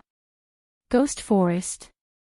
Fengjiu softly muttered the name when he heard a voice from the side. "Captain, I know that place," Su San said, then looked at Fengjiu and said, "The ghost forest isn't far from here, it's a forest north of Floating Cloud City. It's gloomy all year round and is said to be one of the nests of devil cultivators. Most importantly, there's a spirit array in that place. Even people who have a little understanding of spirit arrays will be trapped inside. Leave 2 people behind to take care of him," Fengjiu said, then looked at the person bandaging his wounds under a tree, then said to Su San, "Since you know that place, you take them there. Don't enter the forest, just wait outside for my orders. I'll go and see what's going on first." "Captain wants to go alone." "How can that be?"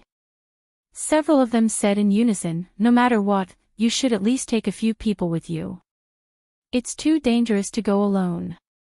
They can injure a flying immortal realm cultivator like this. It can be seen that the strength of those devil cultivators isn't low. It's too dangerous to go alone. If you fall into their hands, I'm afraid. I have my own plans, you don't have to worry." After saying that, she gave them a few more instructions, then took out the Aurora transmission scroll. Seeing that the ghost forest was also on it, she poured her spiritual chi into it, then it turned into a ray of light and streaked across the sky. Everyone was dumbfounded when they saw this scene. What kind of treasure was that? How could it disappear in an instant? That wasn't an ordinary transmission scroll, right? They didn't think too much about it and quickly got ready to set off. "You 2 stay behind to take care of him and wait for us to come back," Su San said to the 2 people who were bandaging the injured man. "Okay, then you 2 be careful and go quickly. Don't let Captain wait for too long," the 2 said. "Understood," Su San replied, then looked at Lei Xiao. After the 2 nodded, they quickly led their people away on their flying swords. On the other side, in the ghost forest north of Floating Cloud City, Fengjiu suddenly appeared in the forest. As soon as he appeared, he felt a gloomy aura and a faint smell of blood permeating the air. From the faint smell of blood, he could tell that many people had died in this forest. Ordinary cultivators wouldn't come to a place like this. The only ones who could stand in this place were probably those evil things and devil cultivators. She didn't know where to start in such a large forest. Thus, she stood there quietly and closed her eyes. At the same time, she released her divine sense. After a while, she found the location of number 1 and the others. She took a deep breath and walked towards that place. After walking for a while, she saw that the surrounding trees began to move. One by one, they moved, making it difficult for her to tell the direction. Petty tricks. Fengjiu snorted and waved his hand. A flame shot out and turned into a fire snake that coiled around the trees. The flame burned along the tree trunks. Not long after, the moving things were burned to ashes.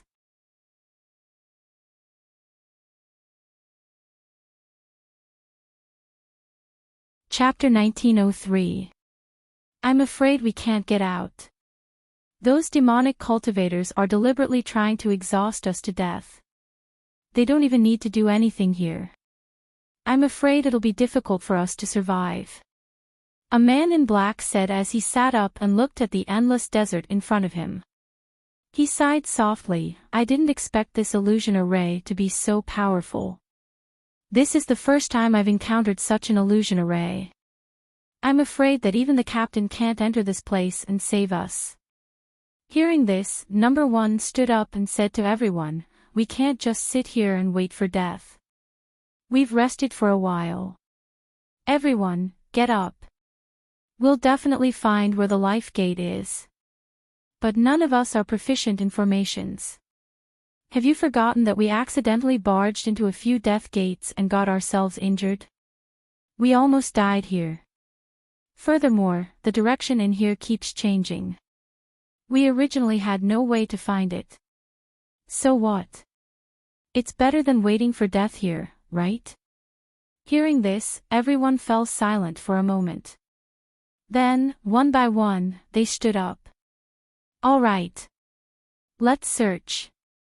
Even if we die from an attack, it's better than waiting for death here. Thus, everyone once again searched for the life gate. They walked in this illusion array and groped around. Every step they took was very careful. The scenery in front of them also changed according to the changes in the illusion array. The wind and sand flew, and the sun shone brightly, making it difficult for them to move. Look. There's a rock over there. A man in black said as he pointed at a large rock not far away. In this illusion array, anything could be the key to breaking the illusion array. Let's go take a look. As everyone spoke, they quickly walked forward. When they arrived, they surrounded the rock and looked at it. Then, they discussed, let's move it and take a look. If it's not the life gate, I'm afraid it'll be dangerous again. All right.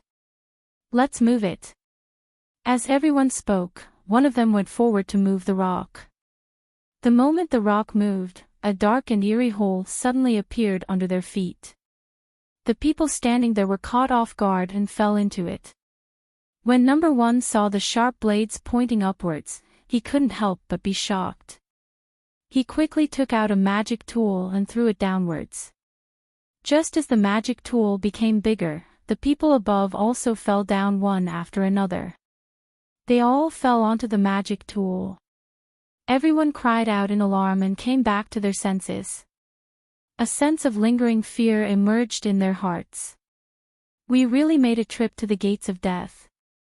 If it wasn't for Number 1's magic tool, I'm afraid we would have all been turned into hedgehogs. However, at this moment, the sound of a metal object colliding was heard. Everyone raised their heads to look and saw that the cave entrance was covered by a black iron cover. At the same time, loud laughter was heard. Look, these bastards jumped into the hole one by one. Didn't I tell you?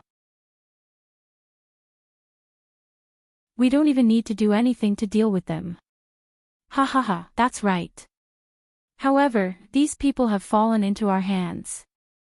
No matter what, we have to play with them. How do you want to play? More than 10 demonic cultivators surrounded them and stared at the people in the hole. They laughed sinisterly and proudly. Why don't we pour some oil on them and burn them to death? Or would it be better to pour some water down here and watch them drown? When Number 1 heard this, he looked around and said, I'll go up on my flying magic tool. You guys try to cut open that black iron cover or push it away.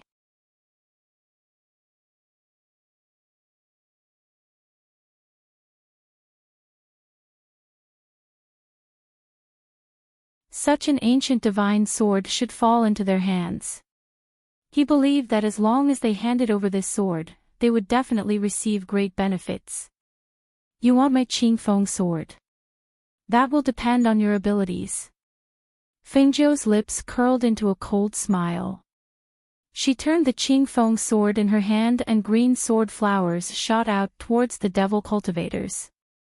The green sword flowers were like green bamboo leaves at this moment, sharp and terrifying. Every sword flower carried the power of a peak fairy sage and killing intent. They were as fast as the speed of light. Ah! Hiss! Damn it! He's actually a fairy sage expert.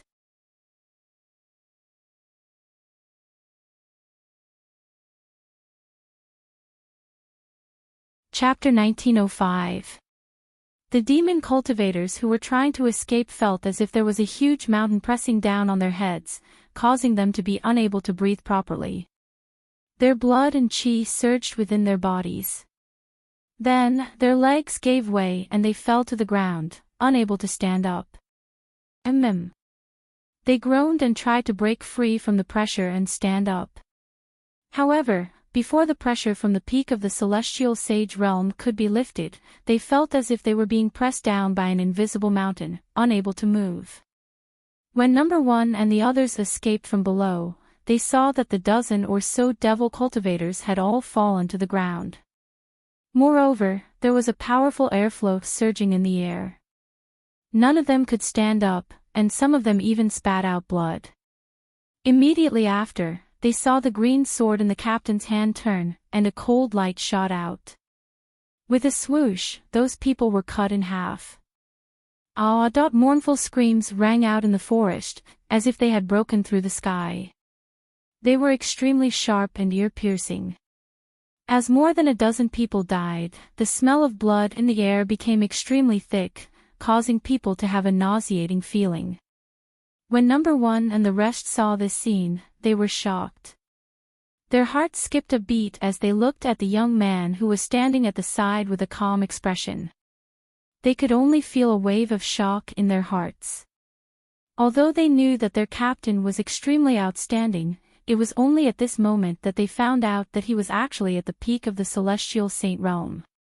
Moreover, he even had the ancient divine sword, Qing Feng, in his hand, which allowed him to easily kill more than a dozen fairy realm experts. Such shocking power, and such clean and efficient methods, really shocked them. Take their things and look through them. See if there are any books on formations among them, Fengjiu said as he looked at the group of people who were in a sorry state. Yes. Everyone came back to their senses and hurriedly went forward to take the cosmos bags and interspatial rings from the devil cultivators. They rummaged through them and finally found a worn-out ancient book on formations in one of the devil cultivators' interspatial rings. Captain, there really is one. One of the black-robed men handed the ancient book on formations to Fengjiu. Fengjiu glanced at it and took it. Then, he said to them, "You can divide the other things among yourselves. Also, treat your wounds and follow me out." "Yes. Thank you, Captain." Everyone agreed and thanked him happily. After all, these demonic cultivators had a lot of things on them. After their wounds were bandaged, Fengjiu passed them some water and let them drink a few mouthfuls before leading them out of the forest. Following behind Fengjiu, everyone's gazes were filled with curiosity. They watched as their captain casually walked through the formations like it was his own backyard. He easily avoided the formations and led them out of the forest. They couldn't help but feel curious. What was the origin of the captain? Did he sneak into the Temple of Darkness himself? With such strength and ability, it could be seen that his background was definitely not low. Lei Xiao, Su San, and the others hurriedly arrived outside the ghost forest. They kept looking around, wondering if they should go in and take a look. Then, they saw familiar figures walking out. "Look! They're out!" Someone shouted in surprise.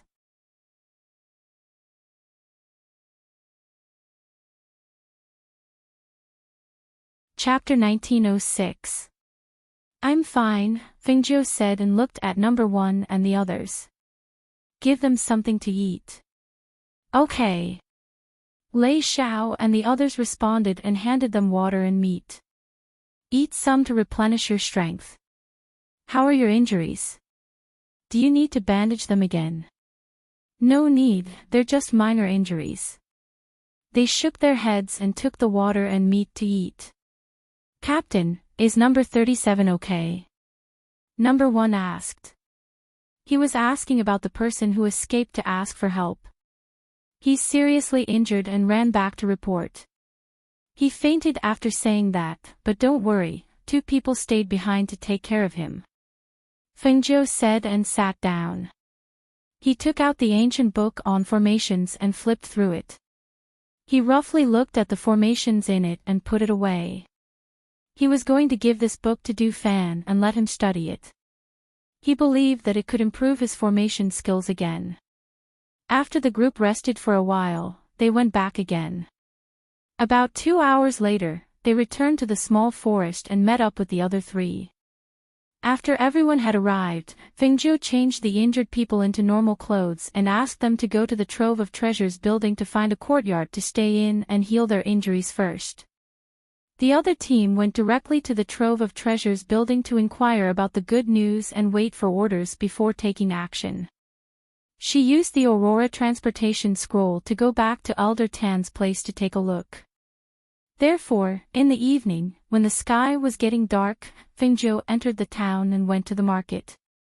She bought 2 caddies of spiced beef and a jar of wine and went to Elder Tan's courtyard. When she arrived at the courtyard, there was no one inside. Therefore, she put the things on the table and found 2 wine bowls.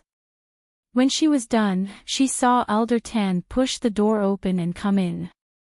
When he saw Fengzhou sitting in the courtyard, he was stunned. "Grandpa Tan, you're here. I bought spiced beef and wine. Come and try it." Fengzhou smiled and sat down at the table. At the same time, she poured wine into the wine bowl. Elder Tan, who came back to his senses, was stunned. He put down the things and walked forward. After sitting down at the table, he stared at Fengzhou. "You're okay. How did you get out?" He could still get out after entering that place. It was not simple. "I already said that I'll be fine." Fengzhou squinted her eyes and said, "I left after I was done there. By the way, I brought out all the people who were caught with me and destroyed their territory." Elder Tan was speechless when he heard this. He stared at him speechlessly. "Come, let's not talk about that. Try this wine." She gestured and took a sip. Elder Tan calmed down and picked up his wine to suppress his shock. Regardless of whether it was true or not, to be able to sit here and say these words, it seemed that there should be some truth to it. However, this side had not received such news yet.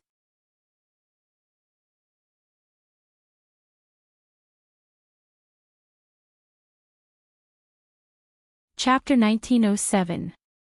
Elder Tan drank another mouthful of wine to suppress his shock as he sized up the youth in front of him.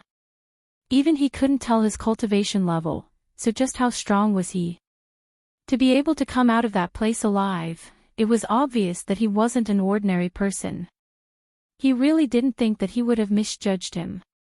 When he first saw him, he thought that this youth looked simple and honest, so he helped him. Now that he thought about it, if he hadn't brought him in, he probably would have had the ability to go in by himself, right? The 2 of them drank wine and ate meat in the courtyard, but didn't chat much. When the sky darkened, she said to Elder Tan, "I'm leaving. I'm going out for a stroll." She wanted to go out and gather information, and wait for the next move.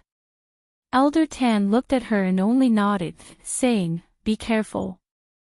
Then he turned and went into the room. Fengzhou smiled, then stepped out of the courtyard, closing the door behind her, and walked into the night market. At this moment, in another part of the Temple of Dark Night, a masked man held a portrait in his hand and looked at it. When he saw the beautiful woman in the portrait, he narrowed his eyes and murmured in a low voice. "Is this your true appearance, Fengzhou? You really are peerless and unparalleled in your generation. Ha! I really didn't think that I would be defeated by a woman one day."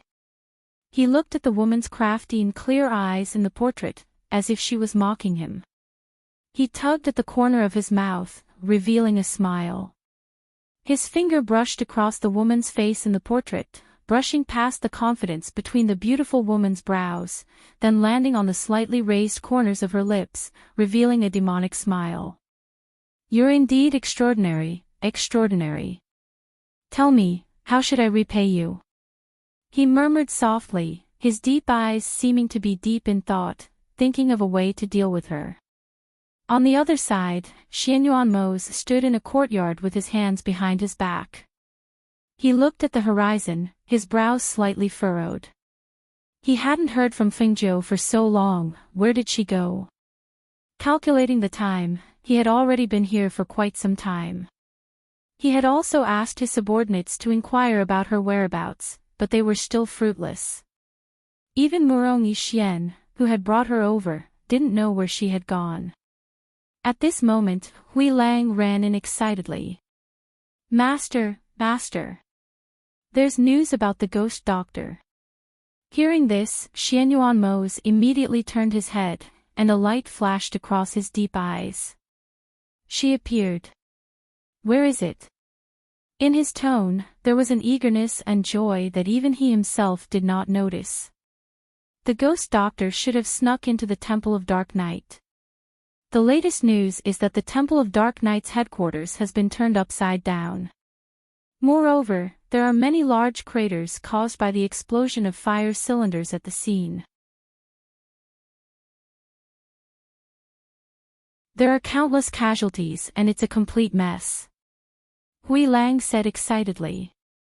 His eyes were filled with admiration. "I knew that the ghost doctor was very powerful. There hasn't been any news for such a long time. Once there's news, it's earth-shattering. This news hasn't spread yet. It's only because our people over there noticed it that they investigated it and reported it back." "Speak clearly. How is she? Where is she now?" Xianyuan said with his hands behind his back. Compared to anything else, he was more worried about her safety.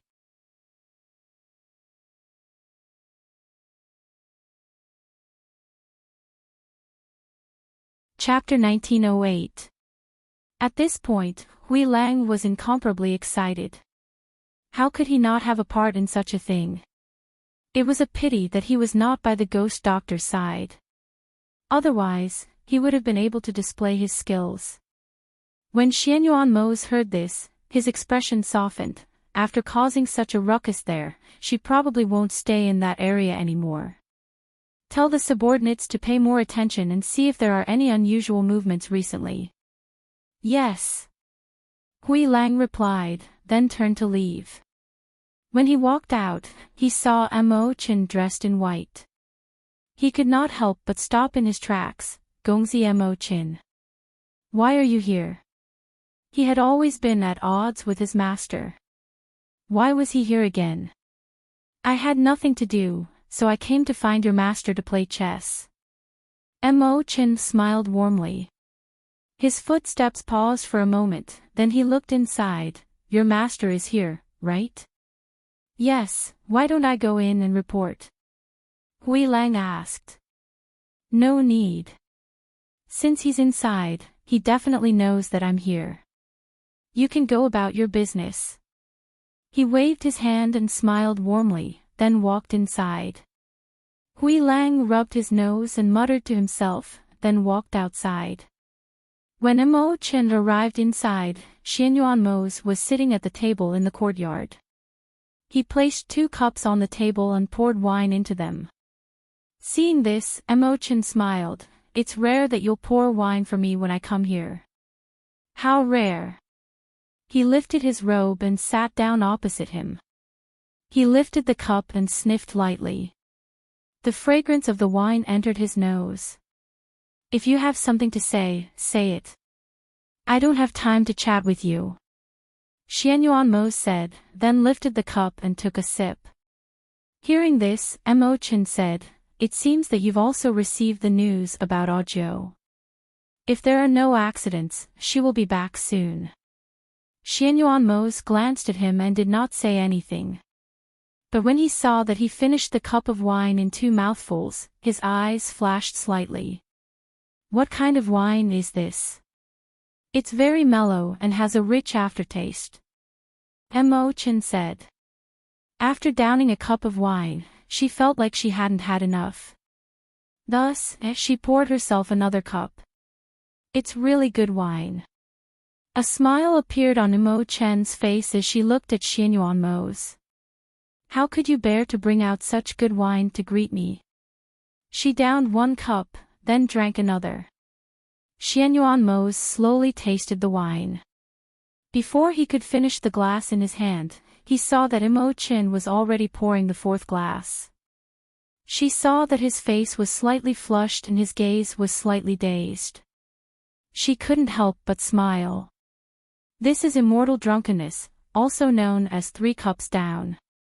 Right after she finished speaking, Emo-chan's body swayed slightly, and she fell to the ground. Ing-yi. Xianyuanmo called out. Master. In the dark, Ing-yi came out. Throw him into the brothel for me. Have someone take good care of him. Xianyuanmo took a sip of the wine and said in a low and magnetic voice unhurriedly. Hearing this, the corner of Ing-yi's mouth twitched. He was wondering why his master would take out immortal drunken wine for young Master Emo-chan to drink. So it turned out this was his plan. He lowered his head slightly and replied, yes. He quickly walked forward and picked Emo-chan up, bringing him to the brothel. On the other side, after Fingzhou and Lei Xiao gathered together, they began to discuss, "You're tuning into the LoveLore Library YouTube channel.